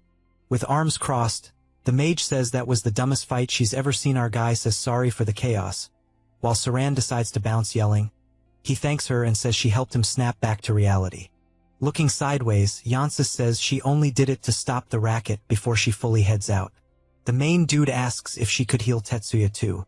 The redhead then spills that, surprise, the guy's been awake for a while. Hiran strolls over to the delivery dude and, tapping his shoulder, waits for a reaction. When nothing happens, she pinches his cheeks and calls him a pain. Grinning, the redhead says he's embarrassed, revealing he knows Saran the mage is like, "How's that possible?" Iku says they're pals. The girl denies it, saying it's not quite like that. Agreeing, the master says calling them friends is kind of vague. Amused, Hiron asks if they're a thing. The dude denies it, while Yansa says he's Iku Shoei's kid. The info leaves everyone wide-eyed. Yuri quickly steps in front of Saran, but she says chill, no need to worry, the redhead's not tight with his dad. Laughing, Tetsuya says she hasn't changed a bit, smiling. The redhead says the same goes for him, watching from a bit away. Kyusung says no wonder the dude's so strong. Suddenly, the redhead calls out to him and says his skills totally meet the invite's requirements. Hearing this makes the main dude grin. Then, they shake hands and start chatting about the fight. Iku admits he thought his mountain training was top-notch but learned a lot from the fight. Admitting he lost, the main dude disagrees, saying he also passed out impatient. Hiron says they can call it a tie. Later that day, the redhead says he's stoked for Kyusung's show at the Master's War. Excited, the main dude asks if he'll be there too and, with a nod, says they'll meet in 3 months. Yuri takes the chance to guide Tetsuya to the bus stop and they say their goodbyes. It's then the main dude finds out he's got to clean up the garden mess after a few hours. He finally wraps up and, taking a deep breath, checks out the hand holding the demonic crystal. Our guy thinks about how it's taking longer to get back to normal after transforming. Saren shows up and says it looks like he can't control the mineral anymore. Switching topics. The main dude thanks her again, but she says she's there to find out his plan, since, after scanning him, she found out the rock that melted in his hand is now a Fulin mineral. Impossible to control, and there's no gadget nearby to handle the shakes. Our guy asks if there's another way. The redhead's all, nope, no matter how hard you try, nothing's stopping the transformation, and I'm gonna be the first master to wipe out humanity. So, it's best for the dude to keep his left hand on the down low to dodge the government's radar. Kyusung drops to his knees, yelling, asking again if there's another way, cause he's not about to just chill and wait to turn into a demon. Saren's got her back turned, while the main guy's all, you know more than you're letting on. Hearing this makes her grin. She spins around, saying, bummer, the mineral whiz from the Aqua Guild's toast. But the squad's always been about finding the guy's sister, who might be the only one who can help you out. On TV, a salesman's hyping up the latest car, running on mineral energy, and there's something even cooler. This ride's got a brand new system. Just swap the mineral filter once a year, and it's good forever. Sounds epic, but folks are just strolling by like it's no biggie. After catching this ad, a glasses dude's all, people are seriously clueless. Meanwhile, the main guy's hunting down an address to chat with Dr. Kim, the mineral guru. Finally, he lands at what's probably the doc's hideout. After knocking a bunch, our dude's feeling kinda hopeless. Then he remembers his chat with his pals. They're worried and didn't want him flying solo, but he tried to chill them out, saying he doesn't feel any pushback. At least that's a relief for the blonde girl, but word is this doc's a total nutjob. Our guy asks how she knows. She's got pals in the mineral biz who say the doc's bonkers, but her skills are top tier. Knowing this, our dude's only worry is if he'll actually get help from her. His brunette buddy tells him to chill. If a master like him asks for help, they're bound to lend a hand. And yeah, with all the recent drama, he's basically a celeb and the association's poster boy. Our guy didn't see this coming, but he's kinda flattered. Curious, the blonde girl asks if he bribed the association, but sums all, I don't even have the cash for that. Even though he's not loaded, he's definitely getting famous in Korea anyway. The blonde girl finds it weird how all the ads flipped overnight. Before, it was Saren, now it's him. They're all thinking about it, feeling a bit bummed. The brunette girl tells him not to sweat. The master's lineage was saved cause he stopped Yun Li, even if he had to merge with the mineral. Everything he's done is a huge deal. They also got a take on Shoei, a total mystery, and for that, they need his backup. That's why they're sure this doc will help him out somehow. Cause he's got a good heart. After remembering this chat, our guy finally gets a response from a woman with glasses being super polite. He asks if she's Dr. Kim and introduces himself. But the woman behind the door is not feeling it, and she locks it again, leaving our guy puzzled. But he hears yelling inside. The woman's calling her grandma, saying some dude's here to chat. The old lady wants to know who he is, and her granddaughter's all, see for yourself. Finally, after all the yelling, the supposed doc meets our guy. He introduces himself nicely, saying he heard she's the mineral queen. The old lady stays quiet after the compliment. Sung spills that he's in a tight spot right now, so he needs her help. The old lady cuts to the chase, asking if he's got cash. He's confused, but she says it'll be pricey if the mineral's been absorbed. Sung's shocked she guessed that without more info, so he asks how much. The doc says it'll be 1 million up front, and after the op success or not, another 1 million. As soon as he heard that price, the main dude was totally shook. He was all, this is crazy expensive, and I'm in a tight spot, no cap. Now they're having this intense staring contest. The old lady decided to lock her apartment door again. Our guy thought he got the boot. But surprise, surprise, the door swings open again. The old lady told him to stop loitering outside. Time to come in. Sung was super hyped about the invite, hope levels rising. Inside, he showed his messed up hand, and they slapped some sensors on it. The old lady was all chill, checking out the situation. Sung took a shot, saying he's broke and wants to haggle. But the doc already knows he's broke. No way he's got that kind of cash. Last time someone asked for her help, they tried to make her sign a contract and she shredded it like a boss. Hearing that, our boy got a bit sus, and she asked her granddaughter for the scissors. She said the bigger the lumps, the more arrogant they are. People don't get minerals, thinking they're just tools to make life easy. Few want to know their true nature. Finally, the scissors were handed over. After that, the old lattice granddaughter bounced again. Looking at our guy, she asked if he mixed up the two. Something the old lady expected. Most people who visit her make that mistake. The girl must hate it. Finally, the procedure was done. Sung was stoked to hear that he didn't think he'd ditch the mineral so fast. This doc's a legend. Annoyed, she said the boy's a bit of a goof. She just finished checking his hand, a bit red-faced. Sung asked what the verdict was. The doc said cases like his are rare, the mineral's super rare, and even experts gotta be careful. Her take, dismantling it is a no-go. Words that got our guy worried. Continuing, the doc said the mineral's root hit his heart. And even with a super precise surgery, no guarantees. Pretty freaked by this, Sung wants to know if there's really no cure. The old lady said he's a funny kid. She let him in but never promised a fix. Our boy started feeling down. This diagnosis could flip his world. Now the old lattice got questions. Time for the master to drop some knowledge. She wants to know how he got the minerals from the gate of tragedy in his hand. After hearing that, our guy went silent. The old lady already guessed what went down and asked if Sung took down the Aqua Guild. Our boy said he didn't do it solo. And the old lady said nothing's more believable than a wild rumor. She's kinda surprised, but it doesn't seem like he's fibbing. Once more he asked if there's another way to bounce back. And again, the old lady said he's got no shot, but there's a twist. No one knows that mineral better than her, since she broke it into 4 pieces. Our guy was totally floored by this reveal. It all went down in the fall of 1952. Some kids watching the distant chaos.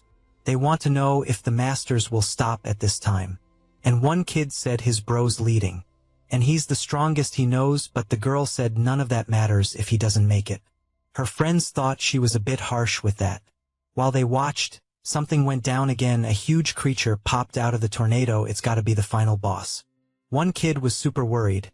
While the captain's bro was getting hyped, the girl said don't party too hard. That's the most powerful demon. Even so, her friend thinks his bro will take it down, while another's hoping it works out. They kept watching the epic battle on the horizon. But it dragged on so long the boys dozed off. Until finally, something different happened, grabbing all their attention, and they started cheering.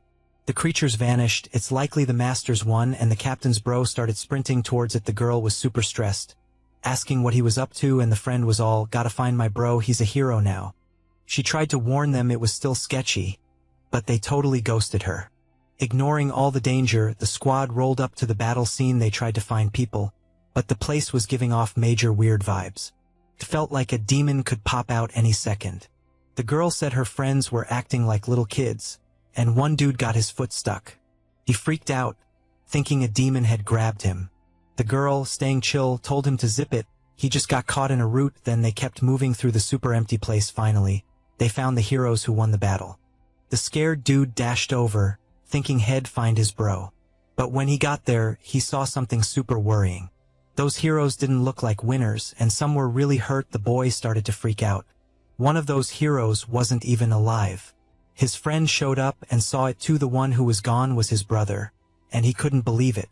He thought his bro would be the greatest hero ever, but he ended up as plant food too soon. While he tried to deal with it, Everyone else stayed quiet, letting him process his grief the next day.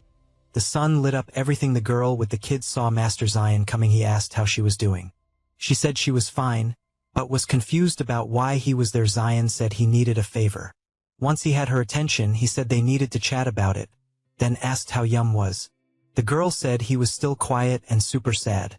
Zion expected that, and the girl asked what favor he needed. The master said it was tough, and if she didn't want to, it was cool, but she was all in.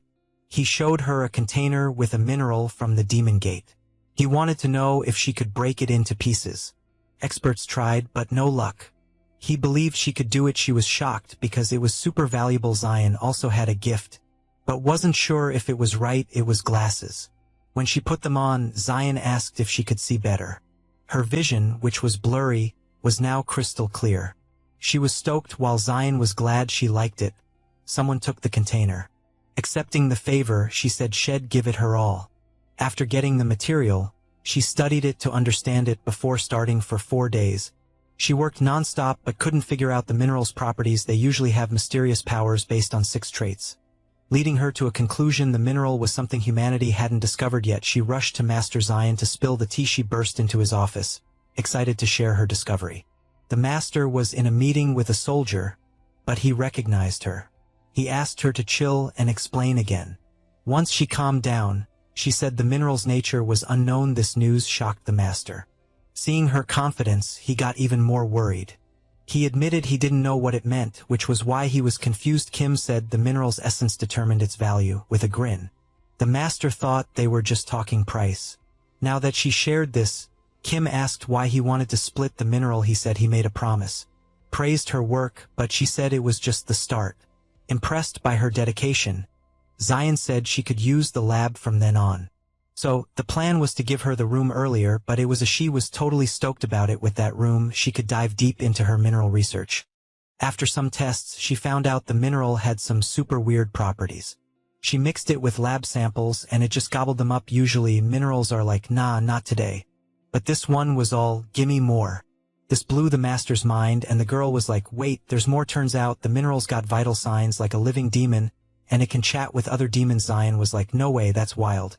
The girl hasn't done much digging yet, but she thinks this mineral could open a demon gate.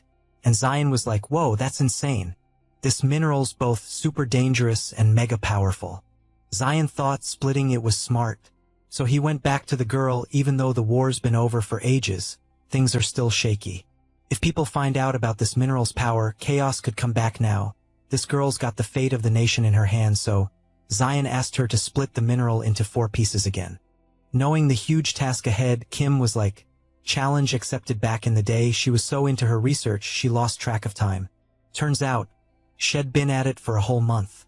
Thanks to her hard work, she split the mineral into 4 pieces, which was epic. Zion dropped by the lab with a slice of cake. Right when she nailed the mineral split, she was so pumped about her success. She even hugged Zion, her forever crush.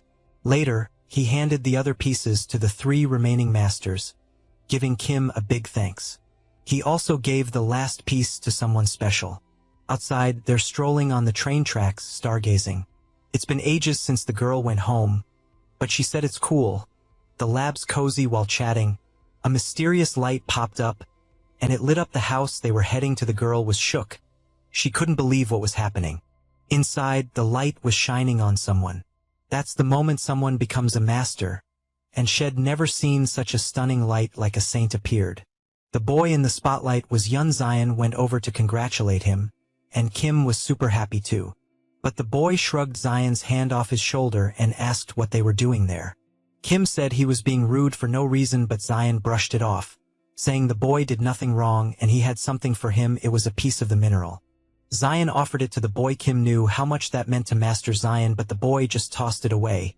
Leaving Zion stunned, Kim asked what was up with her friend, acting all wild without knowing what it was while he cried alone. She kept working hard because that mineral's super valuable. But a boy asked if it could save his brother. Since this mineral's so awesome, it should do something like that, right? Those words hit Kim hard. She didn't know some wounds can't be healed. While Kim pondered this, Zion went to talk to the boy again. He apologized for what happened but didn't have much else to say. Kim still remembers their faces that day, Filled with deep sadness, it's something she can't shake off. That same night, the boy started walking alone. Kim asked where he was headed at that hour. Yun told her he didn't belong there anymore. He'd been thinking about everything since his brother's death and came to the only conclusion: asking Zion why his brother had to die. It made no sense to Kim, and after the boy's question, Zion stayed silent. Yun knows his brother died in an explosive attack from the front, but he was way faster than his buddies. So, dude got whacked by something, or maybe backstabbed by someone right there. Kim was all, those accusations are whack, the whole world's in danger, and he's treating those masters like they're just decorations. Super annoyed, she nudged Zion to chime in, but when she glanced at him, she saw the master looking all sweaty and stressed. That was enough to flip her mood. Even though Yun's bro went down like a hero, the tributes are kind of pointless cause the dead get forgotten and the living get all the clout. Yun's hoping Master Zion can soak up that fame. After dropping those words, the boy just kept walking into the night. That was the last time Kim saw him. Later, she heard he crossed the sea, but no matter how hard she searched, he was like a ghost. The gate of tragedy left a ton of scars, and people are still dealing with the fallout. While pouring her tea, Kim knows her destiny's tied to that gate. Once again, that mysterious mineral is back in her life. So, the main character's either super lucky or super unlucky. But she's all in to help him. This news got our boy hyped. It's already night, and stuff's going down elsewhere. Some masters are throwing down inside this house. The armored girl takes out all her foes, but after the last one, she realized there's still a long road ahead. As soon as her training wrapped up, her phone buzzed. Someone's trying to reach her. It's our main dude who went to chat with Yuri. He's gotta chill until the Masters War. Yuri's crossing fingers for good vibes. The doc called for our main dude, and since he's gotta bounce, he asked Yuri to tell Rin he's all good. The girl promised to do that, and finally the call ended. Time to dive back into training. She's gotta gear up for the Masters War. A level 5 raid's popping off in Japan. The squad in there is already at the mid-boss. A massive beast. They gotta stay laser-focused. But that creature's a real beast. No room for slip-ups. Everyone's in it to win it. While a protective shield's up, masters with bows are hitting the beast, but the shield guy is totally wiped out. At least their plan worked. The difficulty's off the charts. No room for mistakes. After the monster went down, its body started shrinking. Then, in a flash, it seemed to regenerate. The masters are trying to figure out if the creature's got double the tentacles now. As if regenerating wasn't enough, those tentacles are wrapping around the squad. The guy realized it all happened too fast. No time to call for backup, so he's gotta use his shields again, hoping to save his crew. One girl wants to use her special move, but her team's like, nah, too risky. As they fight to survive, they whip out the bows again, but they're already tangled up in the creature's tentacles. The monster's body started morphing, forming a huge cocoon around them. Then everything started shaking, like something wild was happening inside. Finally, the creature's tentacles started popping up from the ground, like they're sprouting. The tentacles spread out, going after the other masters. The old dude among them said if they chop the tentacles, they'll just grow back, and the recon team probably had the same issue. A guy with a shield's trying to hold his ground. He knows he's gotta find the main body to end this. The old man saw a tentacle about to smack the girl on the team, but before disaster struck, someone swooped in to save her. While she's all thankful, the old man told them to keep pushing forward. Only then did the woman realize she was totally surrounded by tentacles, but someone's working some cool magic gadget. It made a big energy cue, trapping those tentacles that popped up. The shield guy decided to peek back to see what went down. One of his buddies is charging through the tentacles, full of swagger. Among the extras who don't even get colored in this story, there was someone who stood out. His gray hair is proof he's gotta be powerful. The best part of being a standout character is doing epic stuff. Yo, it's wild how the extras just chill in the back, watching the action go down. This silver-haired dude's got a plan to solo the monster with his magic cube. No cap. He pulls off his move like a pro, and boom, the creature's body just goes kaboom. The old guy's shook cause the mid-boss got wrecked by one dude. Turns out, this young gray-haired guy's a student of Shoei who's a total legend, but to everyone else, it's like they're hanging with a beast. The girl runs up to the leader, saying she senses something from below, and the old dude's like, yep, that's the final boss. As soon as the creature pops up, he tells his crew to gear up. It's go time. He also tells the mage to fall back, cause things are about to get real. But the mage just shrugs it off like, nah, I'm good. Even without top-tier genes, he's got skills that make others bow down. When he was taken in, the guy said he's not just treasure, he's a phoenix. Now the boy's facing this massive creature that could make anyone's knees shake. The monster's a real beast, a giant demon. The elder spots that it looks a lot like his squad. Right after he says that, the monster fires an arrow, causing a massive shockwave. The elder's like, whoa, that could flatten a mountain. Fighting this powerhouse is pointless. It's a fast track to doom. Knowing it's a tank, he needs the close-range fighters to step 2 up. He tells the mage to listen up, cause going solo is risky, but the mage thinks the elder's clueless. The elder's hand starts glowing as he preps a move. His crew's ready to roll, sneaking around to hit the center. They're all moving in sync now. The elder's plan is to weaken the beast so his team can hit harder. Using their speed, they sneak up on the monster's back. Everyone's in position, launching their attack. The mage is watching everything closely. He remembers when he got his new name, Len, like a flower in the mud. That weird guy told him to stick around as long as he behaved. Back in the fight, the extras are giving it their all, hoping for a comeback next chapter. But they soon see their attacks are useless. The monster's armor is tough as nails, and a huge impact shakes the battlefield. Flashback to the mage's past. The strange guy ordered him to take out everyone behind the boy. A jaw-dropping command. The team's tank just got caught, and things are looking grim for the extras. The mage's mind flashes back to his childhood. All he had to do was look at those people and clench his fist. Now he's a master, ready to face the beast. He doesn't care about anyone there. Time to unleash his special move, Purgatory.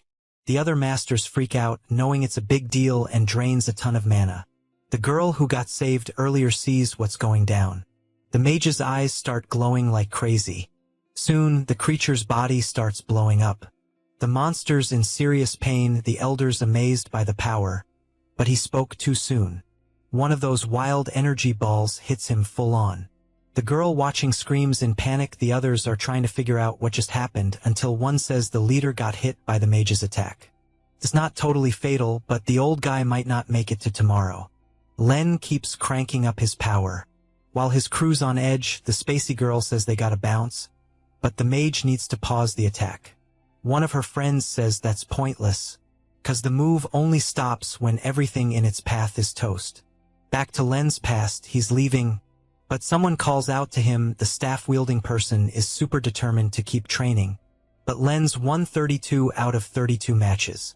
More training's a waste of time. Yoon's all about that grind, ready to keep training like a champ. After a big OL breath, he's back at it, saying he's not throwing in the towel. With his energy recharged, Len's ready to give him another smackdown. That's how Yoon and Len roll. They train like crazy. After some mutual admiration, like two confused kids, they start throwing punches. Len's all, dude, you're using the same moves. But Yoon's like, why fix what's not broken? Since nothing's changed. Len's geared up to hand Yoon another L. Len's magic cube is in action, while Yoon's trying to block it with his energy. Their powers clash, lighting up the place like a fireworks show. When the dust settled, all that was left was a smoky mess. Len noticed Yoon's power-up, and before he knew it, a blade was in his face. After 43 rounds, Yoon finally snagged a win. He told Len, honesty's the best policy, bro.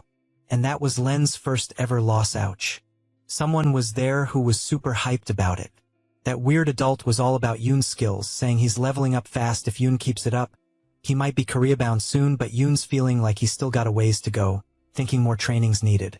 The strange adult said sorry for crashing their session, but he had a reason. The moment had finally arrived. Whenever Yoon hung out with that weird adult, he'd come back with a new hair color.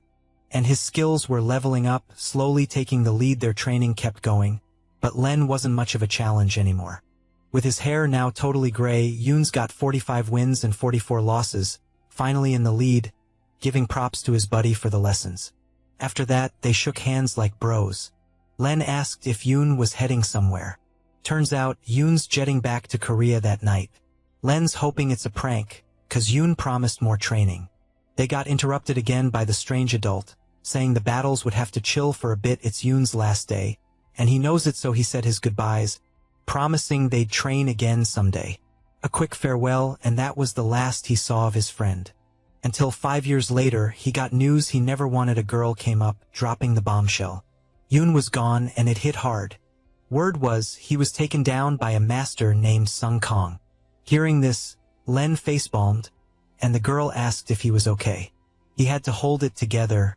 Finally getting a grip, he said he was fine.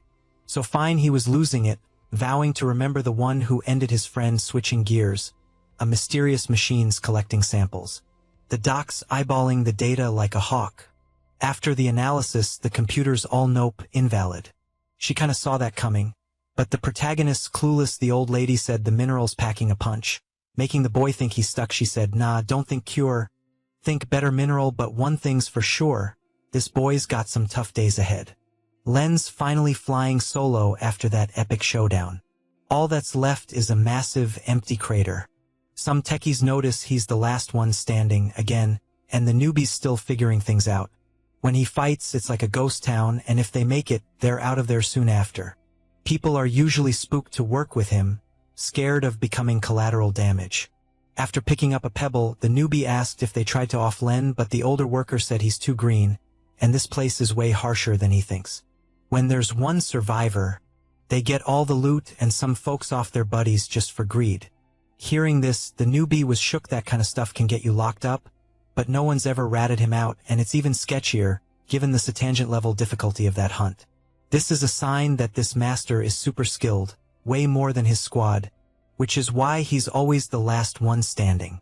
The rookie started scanning the horizon and spotted something. He dashed off towards whatever he found.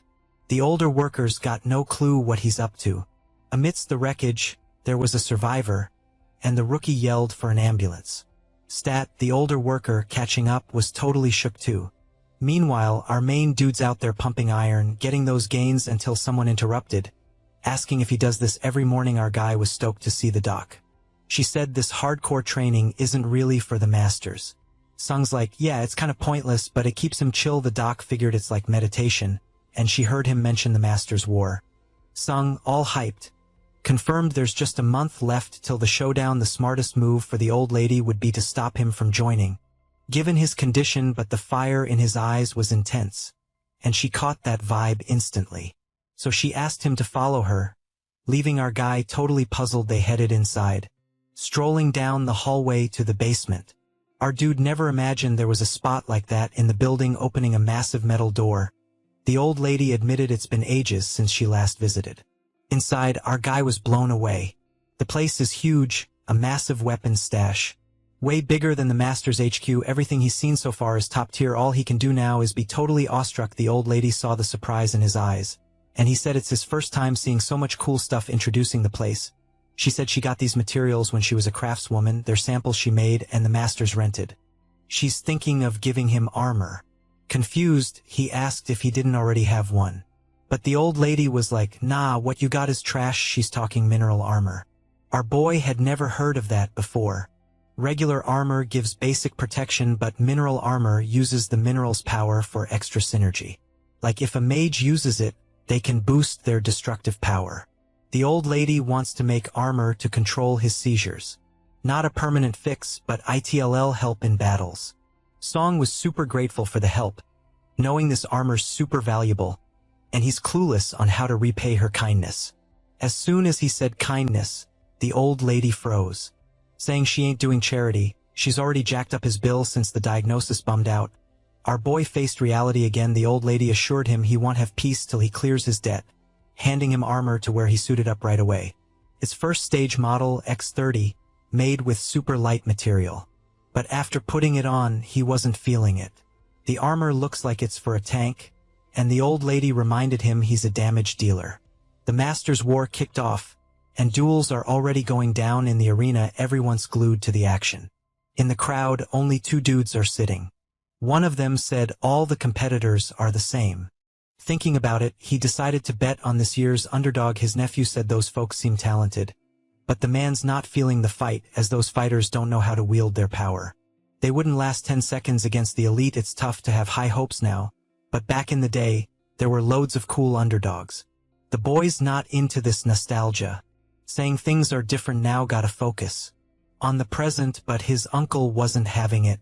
Thinking the kid doesn't get the Masters, he's talking about the Master with no fear, Someone who could sell candy in the sketchiest place on earth without a weapon. Compared to past heroes, today's masters are just kids. They don't stack up to Empress Jie Li, or the revolutionary Ryong, or Emperor Huan, who was super talented. All these legends started as underdogs and rose to fame through epic battles, but the boy noticed his uncles stuck in nostalgia again. The dude's defending his point, saying he's been glued to the Master's War since he was a kid, but lately, those epic battles are getting kinda meh. Right now, two people are duking it out in the arena. He knows it's a showdown between a tank and a damage dealer. Checking out the gear, the tank's got the upper hand. It's gonna be a total wipeout soon. And the girl in there is getting seriously cornered. Now she's trapped, can't even fight back. It's not worth the guy's time anymore. As he gets up, his nephew's all, "You leaving?" The guy's like, "Match is done, let's grab some grub." But his nephew's like, "Nah, it's still on." And then the girl gets hit with another surprise attack. Boom, a massive explosion goes off right then. And the guys all saw that coming. As he starts to bounce, his nephew's glued to the spot. Then, super shocked, he begs his uncle to hang around. The fight's not done yet. Peeking back at the arena, the tank's still throwing punches. Now the guy's really into it, that fighter's going all out, giving it everything. He's getting wiped out and just wants the girl to throw in the towel. The guy who was bored before is now totally hooked. The tank's like, "Just give up already before he can land another hit." A blinding light flashes in the arena. Everyone's jaws drop.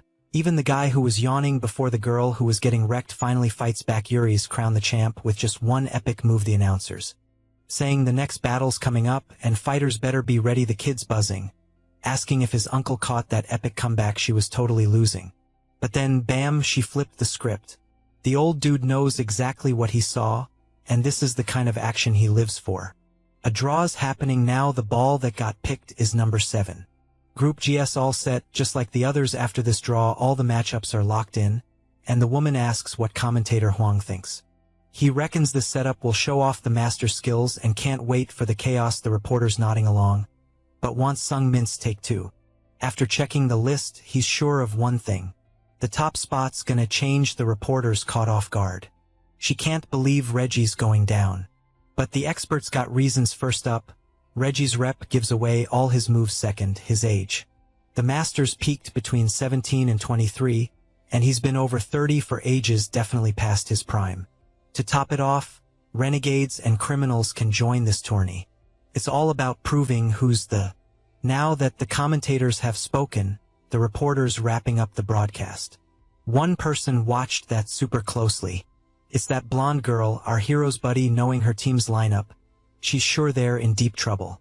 Even so, life goes on for Yuri. The next day, she's still doing her chores, and with more people around, the trash is piling up. While she's thinking about it, she hears someone panting nearby. Rin's just back from her morning workout, and they meet outside. Knowing her friend took out the trash, Rin's like, "You should have asked for help," but Yuri's all, "I'm on chore duty. WHYD, you go work out."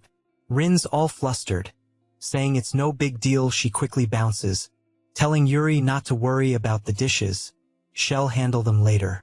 After that quick chat, Yuri heads back inside. She goes straight to the kitchen, ready to tackle the dishes, but before she can start, the phone rings. It's our hero, saying everything's cool, but wants to chat. Sung caught the show yesterday, and there are loads of ranked folks in Rin's area. Our guy's checking if she's good. Remembering the meeting from earlier, Yuri figured the girl's a bit quirky, but still pretty chill. Our main dude got grouped with the super talented Reggie, which just cranks up his stress levels, since it's his first solo battle gig, and since he's up against a skilled opponent, he's unsure if Rin will root for him or the other guy. Everyone knows Rin's a huge fan of this dude, and if our guy wins, even by some miracle, it might bum her out. But Yuri's confident that the protagonist doesn't know Rin like she does. The girl will definitely be stoked if he wins. She also thinks his win wouldn't be a miracle, cause he's got mad skills. Our boy thanked her for the pep talk, then remembered a package is dropping tomorrow. Yuri was totally puzzled by this info. Some mentioned he scored some mineral armor from the dock, and ordered one for each of his pals, being the good guy he is. But when he called, the old lady said nothing in life is free. Yuri was hyped about this news, cause she knows those materials cost a fortune. Saying their goodbyes, they planned to meet at the War of the Masters. As soon as she hung up, Yuri checked herself out in the mirror. Noticing her hair had grown quite a bit elsewhere, a bunch of tests are going down with a master. The scientists there are all about that data, until a dude showed up saying the War of the Masters candidate list is ready, and he knows loads of prodigies are in. But his boss ain't thrilled. The master, chilling in the middle of all those gadgets, said he's doing great. His sidekick heard the 5th transplant was a win and praised the boss for his epic bod, but the old man keeps teaching this. And the dude said the big day is almost here. The old man started moving in his chair, and he wondered why God would test humans with annihilation. His sidekick was super confused hearing this. Loads of disasters hit humanity, which is being tested by God every time a Messiah shows up. People twist their words to keep the suffering going. Now that his power tops a master's, the old man finally got it. Humanity needs saving through 3 challenges. Flexing his power, the ground started shaking, freaking everyone out. The first challenge is to save humanity. The second tests their faith in chaos, until the third brings total despair. Those who beat it all get to live in a brand new world. Full of hope, as he unleashed some power, people started passing out, making the place super sketchy. Finally, the old man stopped the pressure. To finish his plan, he needs 2 minerals.